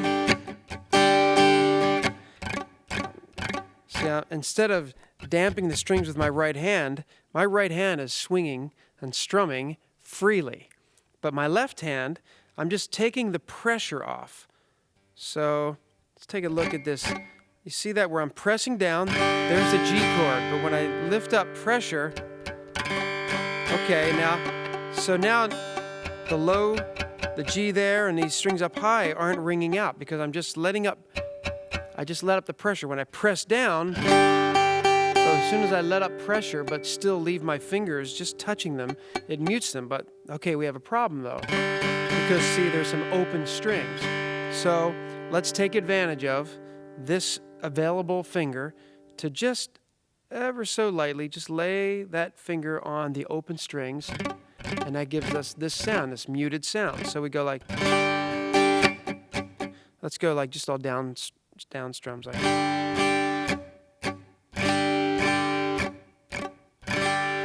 Try that. Pick up your guitar. Try that. Play a G, like a G5 chord we're playing. And then we just let up the pressure and just allow this index finger to rest gently there. Okay, and that's... So we're going 1. So like 1. Okay. So it's a 1. Just work, just as an exercise, just work on that G chord. Now go to the C, just drop that and go. See, my right hand is just down, up, down, up, down, up.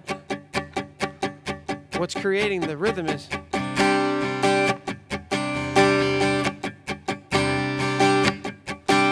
G.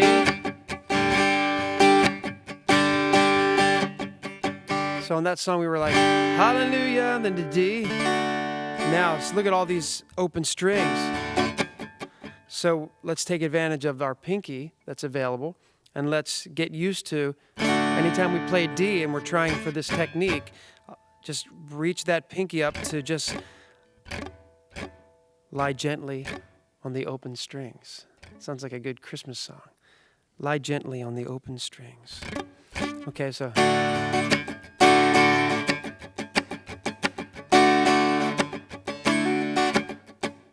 And then E minor.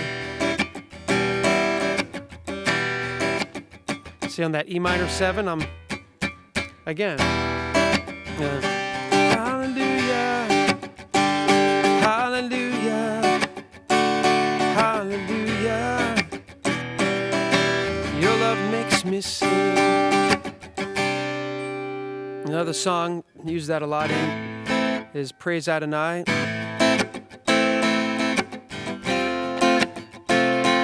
So there's the F chord.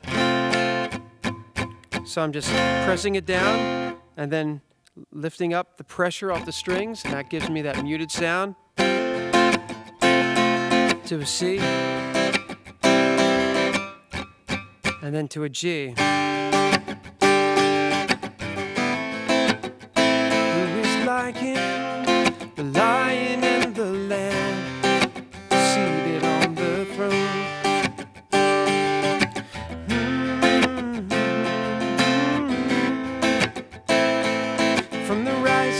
The sun until the end of every day.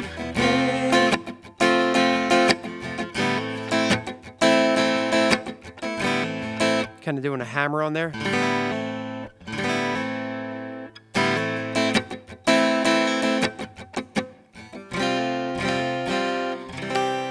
So just go through the song slowly.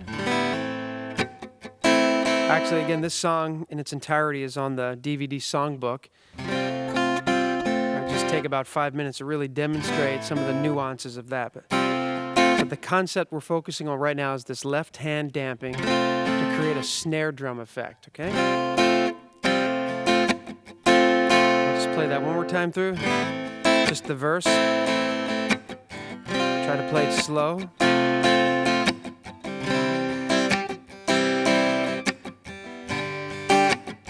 See, sometimes I'm not as clean as I would like. Every once in a while you're trying to make sure that you've got them all covered. Once in a while one will get loose and it'll ring out. So, you know, the idea is to just get better at it as time goes on.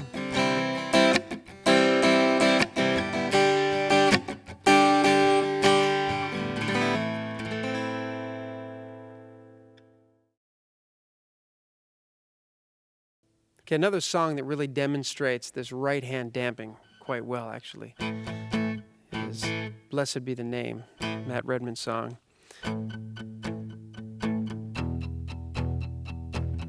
See the right hand?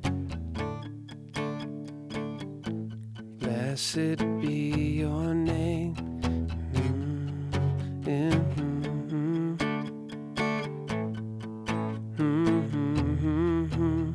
Blessed be your name. Now you could capo it. I do it in this key at my church. It's more congregational. Eventually, here we go. Every blessing you pour out, I'll turn back to praise. When the darkness closes in, Lord, still I will say, blessed be the name of the Lord. Blessed be your name. Blessed be the name of the Lord. Blessed be your glorious name. Back to muting. Blessed be your name. Okay, so let's take a closer look at this. Just the tempo. They're all downstrokes, right hand wise. And I'm just kind of muting that A string a little bit. And I'm accenting the 1, the end of 2, and 4. So it's 1 and 2 and 3 and 4, 1 and 2 and 3 and 4, 1 and 2 and 3 and 4, 1 and 2 and 3. Let's slow it down. 1 and 2 and 3 and 4, 1 and 2 and 3 and 4, 1, 2 and 3. So even though they're all downstrokes, just even within constant downstrokes, there's just little accents. And so the pattern is 1 and 2 and 3 and 4, 1 and 2 and 3 and 4, 1 and 2 and 3 and 4, 1 and 2 and 3. You try it. 1 and 2 and 3 and 4, 1 and 2 and 3 and 4, 1 and 2 and 3 and 4, 1 and 2. Up to speed.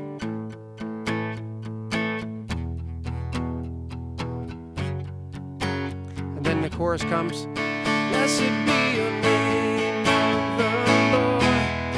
Blessed be your name. Blessed be the name of the Lord. Blessed be your glorious name. Again, it's almost like that Coldplay kind of you know,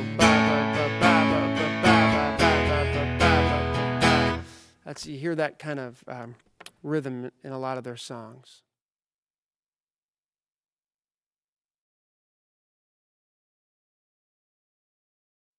Okay, we're going to look at this concept called walk downs. Up till now, we've been spending most of our time, you know, playing up-tempo songs, and that's where right hand damping, left hand damping, all those things that create dynamics and energy come into play. But eventually, when we're in a worship set, we kind of move into those songs that are more reflective. They tend to be more ballad-like. They're more tender, and we switch from strumming real hard to more finger-style type approach, finger-picking. And this concept of walk-downs, to me, is a very efficient concept to get under our fingers, because as we learn our walk-downs in all the main and primary guitar keys, we are learning hundreds and hundreds of songs. And here's why. Because most songs, most pop songs, most modern worship songs, most traditional worship songs and hymns all involve either a walk up or a walk down, okay? So instead of just going from strumming, you know, like Jesus loves me, this I know.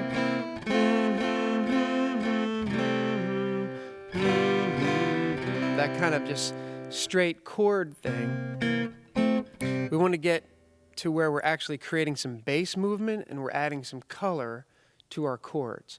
So a song like Jesus Loves Me, instead of just those straight kind of traditional chords, by adding some bass movement, it adds some interest. So like Jesus loves me, this I know, for the Bible tells me so. Little ones to Him belong. They are weak, but He is strong. Again, those walk downs as the deer panteth for the water, or seek ye first the kingdom of God, or there is none like you. I knew a man Bojangles and he danced for me. Just so many songs. Can you feel the love tonight? You get the point. I mean, just think about all the classic songs that are out there, and they all involved either a whole walk down or a partial walk down or walk up. So these learning your voicings with the bass notes is very important. So let's start with the basic key of C, the people's key. Now, a lot of times I'll just tuck my pick in between these two fingers, but I'm going to go ahead and put the pick down. We're just going to concentrate on this pattern where it's kind of a claw technique. You don't have to be a Travis picker. You don't have to be very complicated when you're playing worship songs. In fact, I find that if you use a simple picking pattern, it's more conducive to worship. It doesn't draw attention to itself like, whoa, cool, look what that guitar player's doing. He's really cool. You know, I think just the simpler, the better. And you do it with a metronome, you know, starting at maybe 60 beats per minute. And it's like pinch 1, 2, 3, pinch 1, 2. So let me show you what I'm doing. I'm pinch. It's like a claw technique or a pinch. I call it a claw, where I'm striking the bass note with my thumb, and then I'm assigning each of these fingers a string. Okay, now they can either be this string set, the D, the G, and the B, or they can be this upper string set. Either one, it doesn't matter. You can decide, you can choose, okay? But the main thing is make sure that thumb, so you could do a thumb, 2, 3, 4, thumb, 1, 2, thumb, 1, 2, 3, thumb, 1, 2. Or you can go pinch, where you're kind of, just try that, just, you're kind of, it's almost like you're squeezing a tennis ball. And you're sounding them all at one time. Okay? So let's try that technique. So pinch 1, 2, 3, pinch 1, 2. Also want to say, notice my nails are just a little long on the right hand. Any longer, it could spell trouble. But I like, James Taylor always preferred a little skin and a little nail. As opposed to if you put on those metal finger picks, it can be really brittle sounding. So this is kind of, the ideal is to have a little padding. So on your finger you have a little skin, but you also have a little nail to give it sort of an attack. So that's my preference, if it's good enough for James, you know. So here we go. That's our right hand. Pinch 1, 2, 3, pinch 1, 2, pinch 1, 2, 3, pinch 1, 2. I'll tell you, that pattern, you can use that 90% of the time. I'm really into this 90% thing. But really, 90% of the time, that will just cover most situations. So, now let's look at the left hand. Our goal here, see, we could go C, and then we could go G. Our next chord is a G, and then it's A minor, and then C over G. And earlier, we talked about trying to minimize wrist movement, okay? So that's an important concept. So instead of going C, G, I'm exaggerating a little bit, and then A minor, and then F, and then C, and doing all this kind of extra movement, we're going to try to use voicings that minimize the wrist movement. So that means we're probably going to use this pinky more than you're accustomed to. So let's put them to work. So we're going to go C to a G over B, to an A minor, pinch 1, 2, 3, F, C over E, and then D minor 7, and that's either an F over G or a G7 sus. We could go. So it's pinch 1, 2, 3, pinch 1, 2, pinch 1, 2, 3, pinch 1, 2, pinch 1, 2, 3, pinch 1, 2, pinch 1, 2, 3, pinch 1, 2. Again, try. Hear that metronome in your head? Pinch 1, 2, tick, tick, tick, tick, okay? Again, practice these with your metronome so that you're making best use of your time. You're maximizing your practice time, making it very efficient, working on your timing, your tuning, your voicings, these finger, the muscles in your finger. You're doing all these things at the same time. So try this with me if you have the guitar in your lap. Here we go. C, G over B, A minor, C over G, F, C over E, D minor, 7.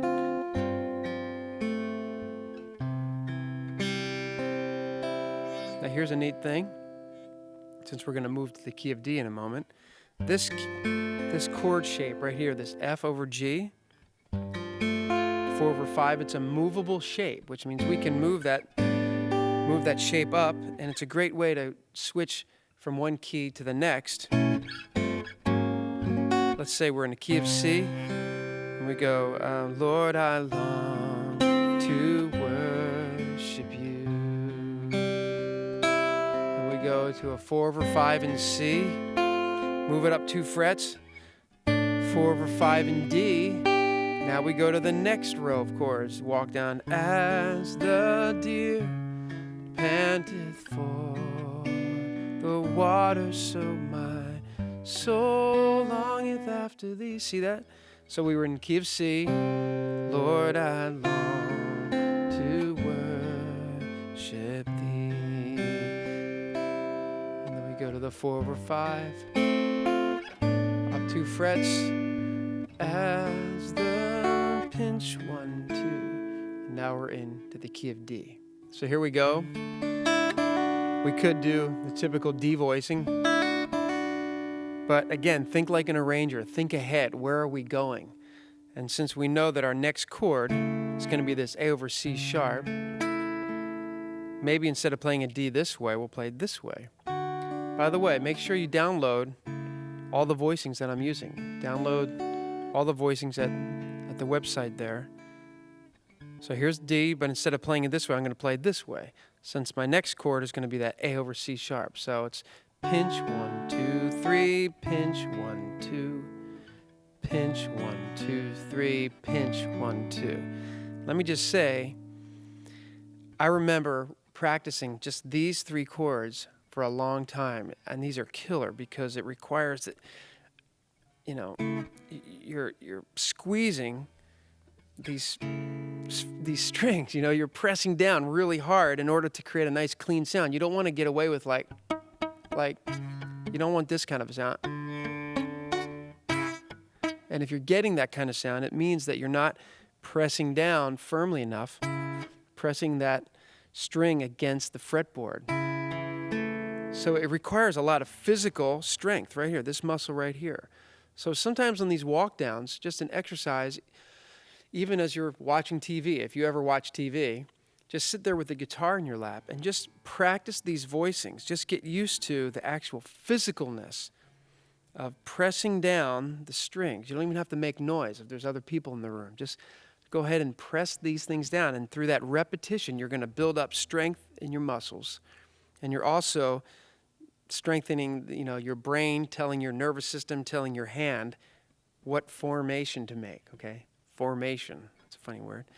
Okay, so here we go. D, A over C sharp, B minor. So I just remember with a metronome, this practicing this, pinch 1, 2, 3, pinch 1, 2, pinch, and then I'd walk up, say, pinch 1, 2, 3, pinch 1, 2, pinch 1, 2, 3, pinch 1, 2, pinch 1, 2. I mean, it might seem boring as the day is long until you're in that moment of worship where it's real intimate and it's real quiet and the keyboard player is just playing a nice pad and you come out and you're leading this confidently. You're, as the deer panteth for the water, so my soul longeth after thee. Or maybe it's when the music fades. There it is. There's that movement right there. When the music fades. So just for those notes to ring out requires just the physical strength. Okay, so just work on those first 3 chords, and then you can continue your walk down. G. I cheat there. Just bring that thumb up over the top. So pinch 1, 2, 3, pinch 1, 2, pinch 1, 2, 3, pin. So that's that James Taylor. We talked about hammer-ons earlier. He loved the key of D, the voicings that, you know, and same with A. So here we go, last time, D, key of D.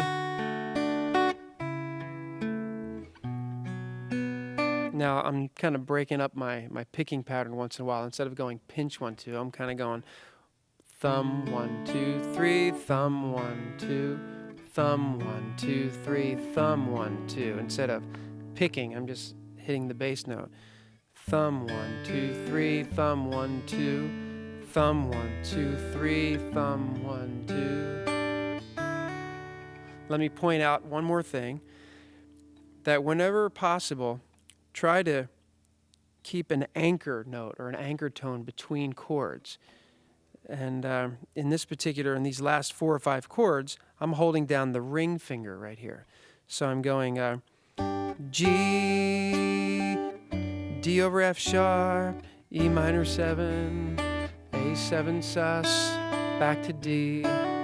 So watch this ring finger right here. It's just, so I'm going pinch, pinch, walking down, and then G, D over F sharp, E minor 7.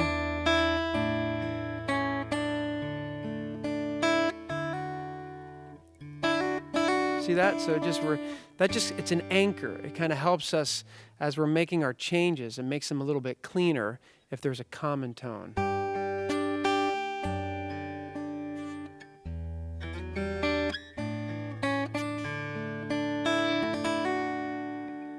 Okay, let's look at G. So a lot of it's like the second half of the D walk down. So G, you can start it this way, or we can this way, but we can go G, D over F sharp, and then C,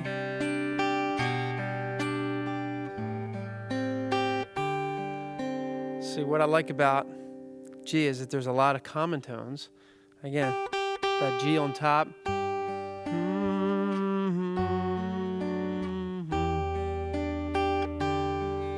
then C for the G over B, and then the A minor 7. It's a James Taylor thing. Winter, spring, summer, or fall. Oops, sorry. Okay, back to the walk down. So we're going G, D over F sharp, E minor 7, and then that's sort of the G over D in the bass, and then the C, like a C5, G over B, A minor 7. Just show. See these voicings? Again, so many worship songs. There is none like you. No one else can touch my heart like you do. I worship you, or and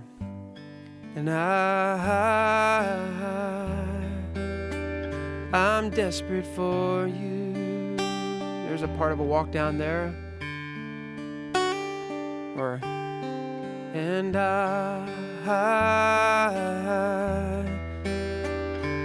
I'm lost without you.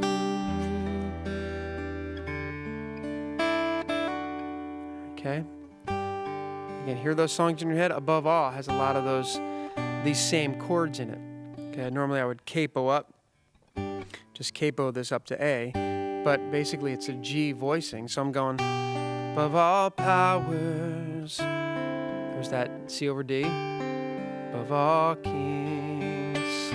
There's the G over B. So all these voicings, that's what I'm trying to say, is by learning your walk downs, you're learning hundreds of songs, because when you see that chord diagram or that chord name in a songbook, you're going, oh yeah, I know that.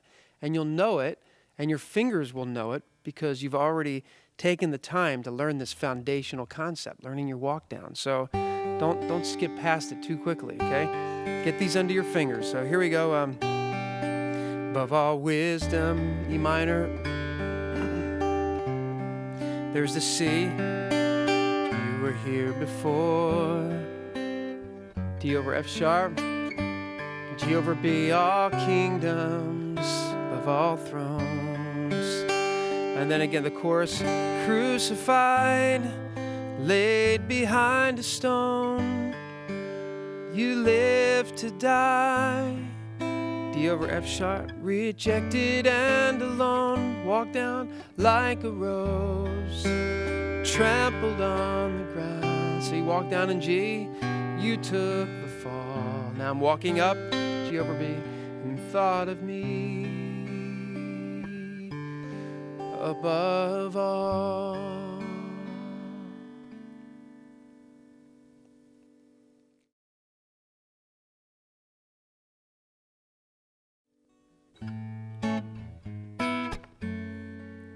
Walk down in the key of A. A little bit more difficult. We're in the left hand, there's a couple strange chords there, but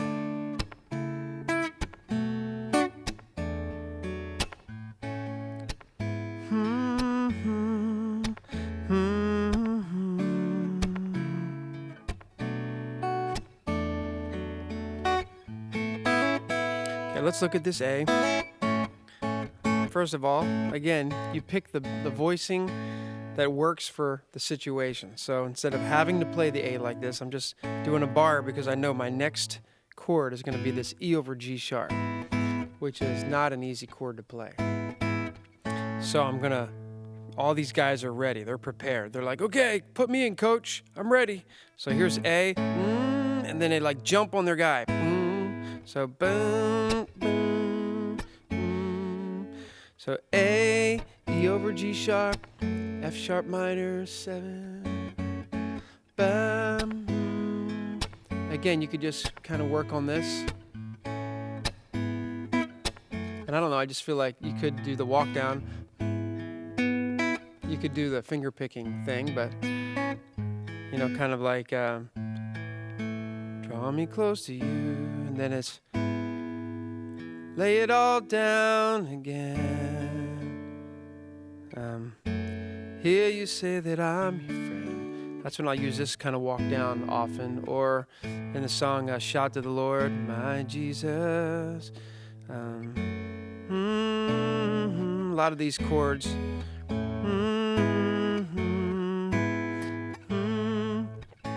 But just for fun, just to get a little more rhythm, let's look at our right hand again.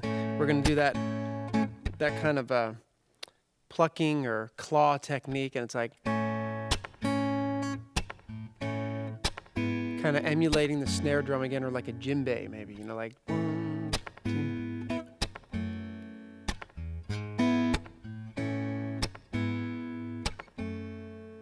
So just hitting the strings and muting with my left hand. So bam.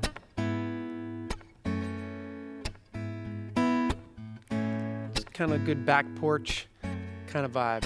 You know, you're on the back porch with a good tall glass of iced tea. Yeah, yeah, yeah, yeah. Looking up at the sky, Lord, I lift your name on high. Yeah, yeah, yeah, yeah. So just kind of noodle around with that for a little bit. And then we keep walking down with the A over E to a D. A over C sharp, which we did in the key of D. There's our 4 over 5 chord. In this case, it's a B minor 7 over E. Yeah, yeah. Oh, yeah, yeah. Yeah. 4, walk down to 5 and 1, walking down to the 6. 1, 4, 3, 2, 4 over 5, back to 1. So it's a little bit more challenging, but definitely useful, especially this shape right here. As hard as that is, that E over G sharp, it's a movable shape, so it's worth getting familiar with it because you can move it around. If you're in a key of F, you can go like, it's like da da da da da da da da da da da. If you don't have time to put your capo on, you can use that. Or if you're in the key of G, da, da, da, da, instead of going to that voicing, you could go, it's a 1 chord over the 3rd in the bass voicing. So when in doubt, you can always pull that out. Hey, it rhymes. And then let's come back to the key of E in this walk down.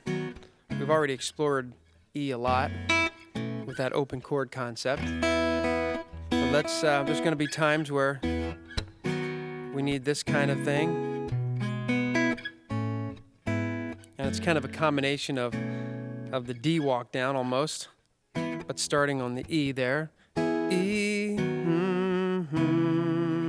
and then A, E over G sharp, F sharp minor. Again, I mute things. You could do this F sharp like that or F sharp minor, but to me it just gets too clunky down there. So just nice to keep it lighter. And then I love this A over a B bass. You can kind of, you know,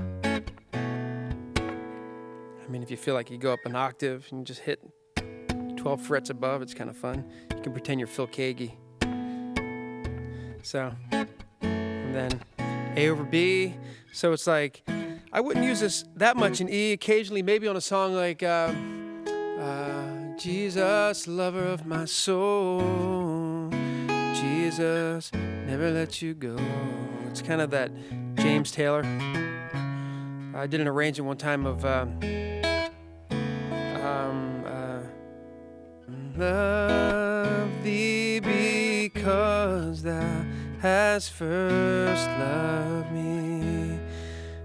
And then it just has a lot of these kind of, just kind of sounds R&B to me.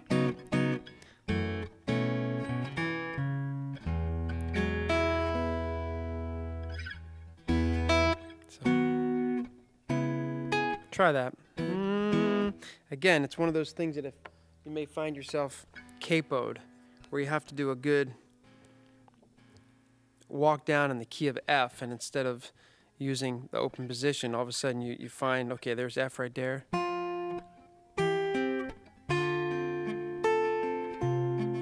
And then 4, 1 over 3, 4 over 5, back to 1. So that's your walk down in E, and again, it's worth, even though it's quite a struggle, especially that the action on this guitar is a little bit high. That's one thing you might want to check out on your guitar. Are the strings high off of the neck on your guitar? Because that will affect the intonation. Intonation is, you know, when a chord sounds good here, but then you go up high, and that, you know, even there's a G, but then here's a G also. And there'll be a few things a little bit out of tune, and sometimes it's because, you know, just because of weather conditions, the neck has kind of turned a little bit, and it causes the strings to feel a little bit higher, and that affects the intonation. So if you're not able to adjust it yourself, and to be honest, I never was after playing for 25 years, I always bring it to the best music store within a 25-mile radius of my home, and you do the same thing and just ask their technician if they can look at the intonation and see if they can lower the action as much as possible without it buzzing. And sometimes all that's required is a little adjustment of the truss rod, or sometimes it's actually they'll adjust the saddle. But just something to think about. I've just realized it as I'm playing in the key of E here. There's just a few things that are a little more challenging than they need to be. So check it out.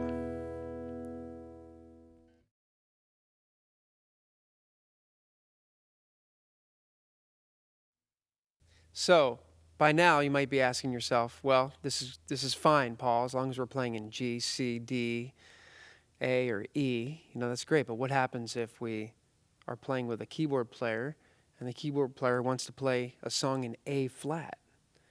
You know, we can try to bribe them or talk them out of it, or we can simply take our capo and put it on the first fret there, and let's just say, hypothetically, let's say the keyboard player just really wanted to do the song in A flat. The singer, it just sounds better in her voice. She wanted to do a special with it, so instead of freaking out as a guitar player, I'm just going to put the capo on the first fret.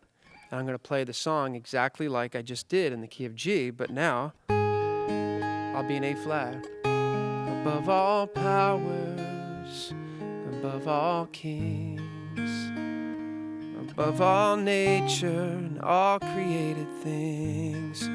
Same thing, maybe B flat. I can move it up, third fret, and now I'll play above all powers, above all kings. So you don't have to be intimidated by B flat anymore, because just think G. Think G and hear the numbers. You might want to check out the Music Theory DVD. But to hear those numbers, the same numbers, 1 chord, walking up to the 4, 5, back to 1. Same thing with the key of D flat. Just put it on the 1st fret and play your C walk down. That's the key of D flat. Or if you wanted to play in the key of E flat, put it on the 1st fret and play like you're in D. But now everything's moved up. It's so important to understand that capos are a guitarist's best friend. They're better than dogs when it comes to playing guitar. They really are a good friend. Thank you, my friend.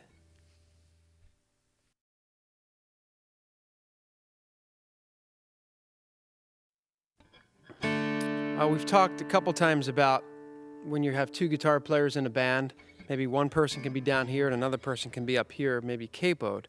But sometimes even without a capo, you can make the choice to go up a little bit higher and play a voicing up here.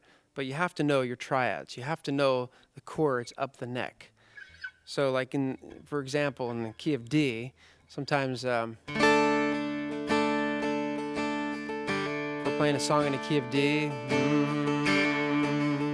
and one of my guitar players is just playing 1st position. Then I'll sometimes go up here to this voicing, or maybe this voicing, almost like a mandolin sound.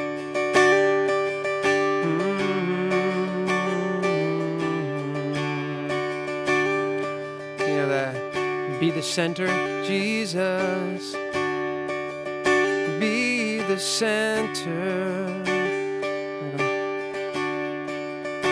Kind of a Celtic thing. So learning your triads up the neck will serve you well. And I just think it's worth taking some time here to kind of show you an exercise that kind of helped me over the years to do 2 things: to learn my chords, my triads up and down the neck, but also to learn the names of the notes up and down the neck. Because this is the exercise I want to show you will teach you how to memorize the notes and the names of the notes up and down the fretboard, as well as learning the various triads at their different positions. So here we go. And at the same time, we're going to bring in our metronome. And with the metronome playing, what I want you to do is play the lowest possible triad and look for the root of that triad and stare at the root and actually say the name out loud. So in this first D triad, there's the D note right there. That's the root of the triad.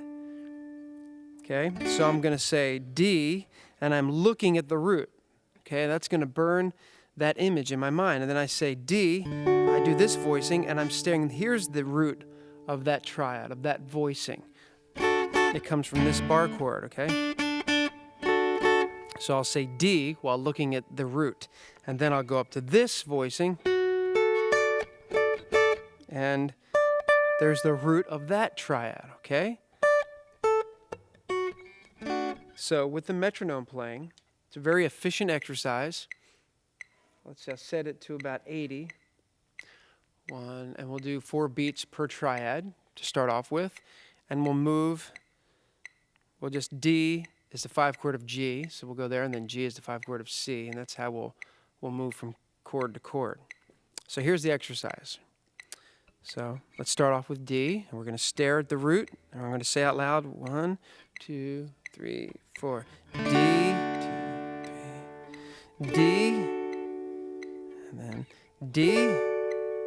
There's D, and D. There's the root, then D. Now I'm going to go to G. G, there's the root on top. G, there's root right there on the B string, and then there's G, there's the root. G, there's the root, and then G. Now we'll go to the C. C, and then C, there's the root. C, C, the root's on top. C, back to C. Let's go to F. F, and then F, there's the root, F, and then F. Let's go to B flat. Here's the closest, the lowest B flat, and then B flat. Then there's B flat right there, and then B flat right there, back to B flat. Let's go to E flat, E flat. I'm staring at E flat right there, and then there's E flat up high, and then back to E flat. Let's go to A flat, and then there's the A flat right there, and then the A flat. There's the root in A flat. A flat, let's do D flat. There's the D flat, D flat. And I'm staring at the root. D flat, D flat, D flat. Let's go to G flat, G flat. There's G flat, G flat, G flat, G flat. Let's go to B, B, B, B. There's the root. Here's B. There's the root, and then back to B. After B comes E, E, E. There's the root, E, and then up here, do our E, staring at the root. There's E, okay, then to A, A, and if you can get up high enough here, there's our A, and then back to A, and down below, and then back to D. That's where we started, D, D, there's the root, D, there's the root on top, D, and finally. So if you do that exercise, you're going to know these triads inside and out. And when you're playing along with a band, you won't be stuck in first position, but you'll be able to venture up a little bit. And you'll be in D, and then all of a sudden they go to A. And you think, okay, I can go to, and I can go up here. While the other person's maybe just staying on an A there. And then they go to G. And you're thinking, okay. And then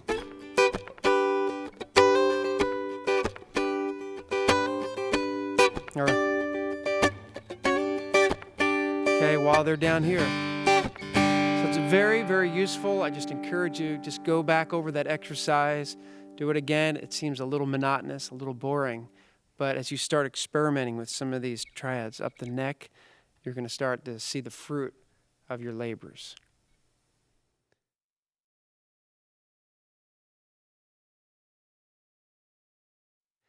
Okay, man, one thing we have to touch on is bar chords, whether we like it or not.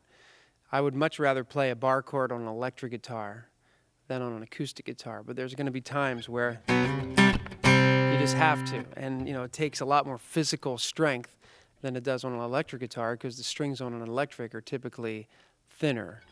But I really want to go through this bar chord exercise, very similar to the triad exercise, where we're learning the 3 primary bar chord shapes, and we're learning them up and down the neck.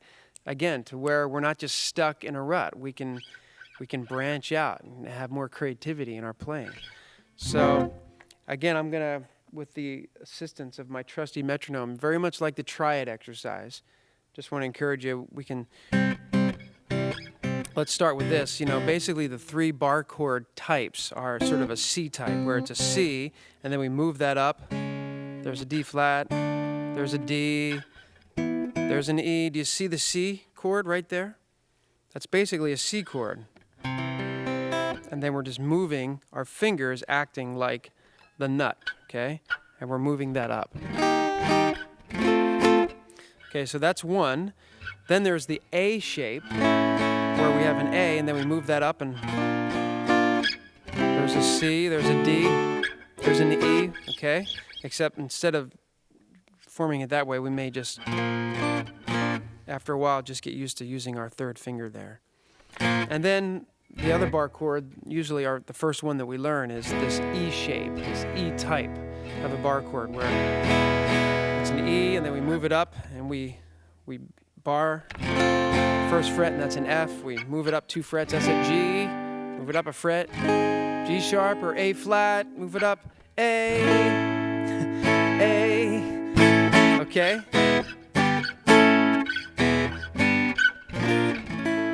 Okay, so let's try this exercise where we're actually learning, again, we're learning the names of the notes on the fretboard.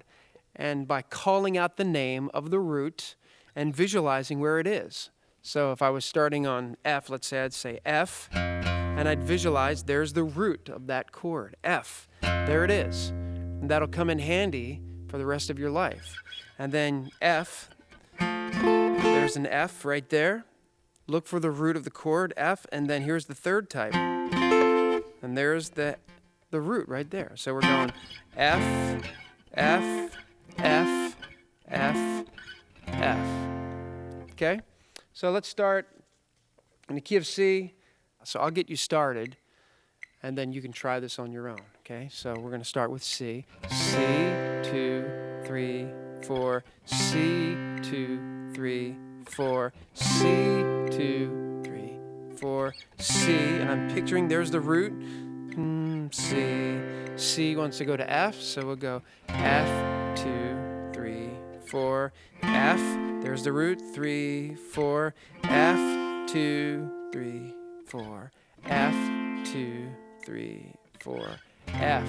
F wants to go to B flat. Okay, so B flat, 2, 3, 4. B flat, 2, 3, 4. B flat, 2, 3. Ouch. B flat. Back to B flat. So continue on through that cycle. Okay, remember, you can download the voicings. Make sure you've already done that so you can see what these voicings are without watching me. Eventually you'll get to G, G and G, G, 2, 3, 4, G, 2, 3, 4, G, 2, 3, 4, and then G brings us back to C. But you need to just go through these chords and go through to where if I just said, okay, play D flat, E flat, and F, you could immediately, oh yeah, boom, there's the root. There's D flat, E flat, F, or D flat, E flat, F. Very important that you begin knowing the names, especially of these bass notes, so you can just, boom, go right to it. And it's going to be challenging. Again, very physical, very, very physical. And if you're not used to these bar chords, give yourself some patience. Give yourself some slack as you acquire the strength to hold down these chords. And then, little by little, you'll start utilizing them more and more in your playing. And, bar chords are okay. Totally different than that open chord kind of thing, but there's times where only a bar chord will do.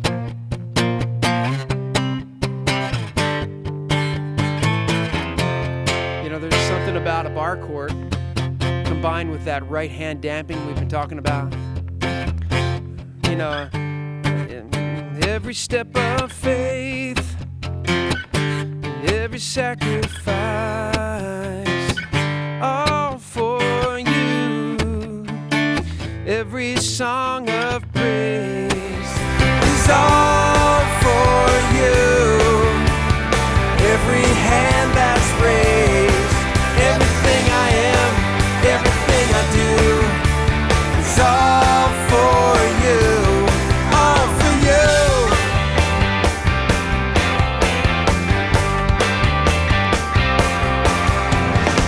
I want to let you know, Jesus, you are my hero. I'm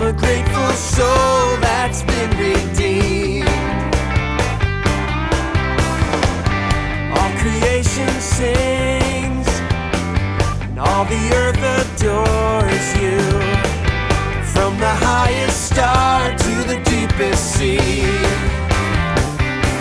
Lord, and it's all for you. Every song of praise is all for you. Every hand that's raised, everything I am, everything I do is all for you, all for you.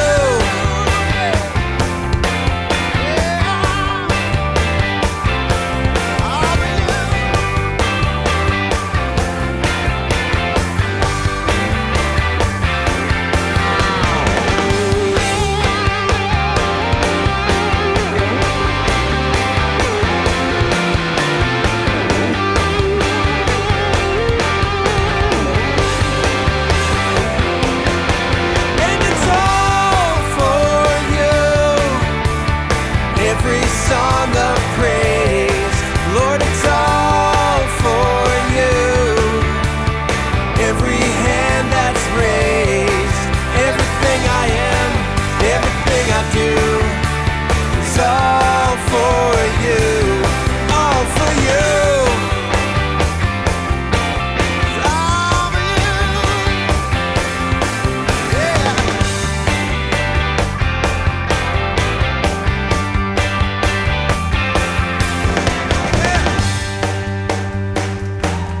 Yes, Lord. Tonight, every song of praise, every stomping foot, every clapping hand, every swaying body.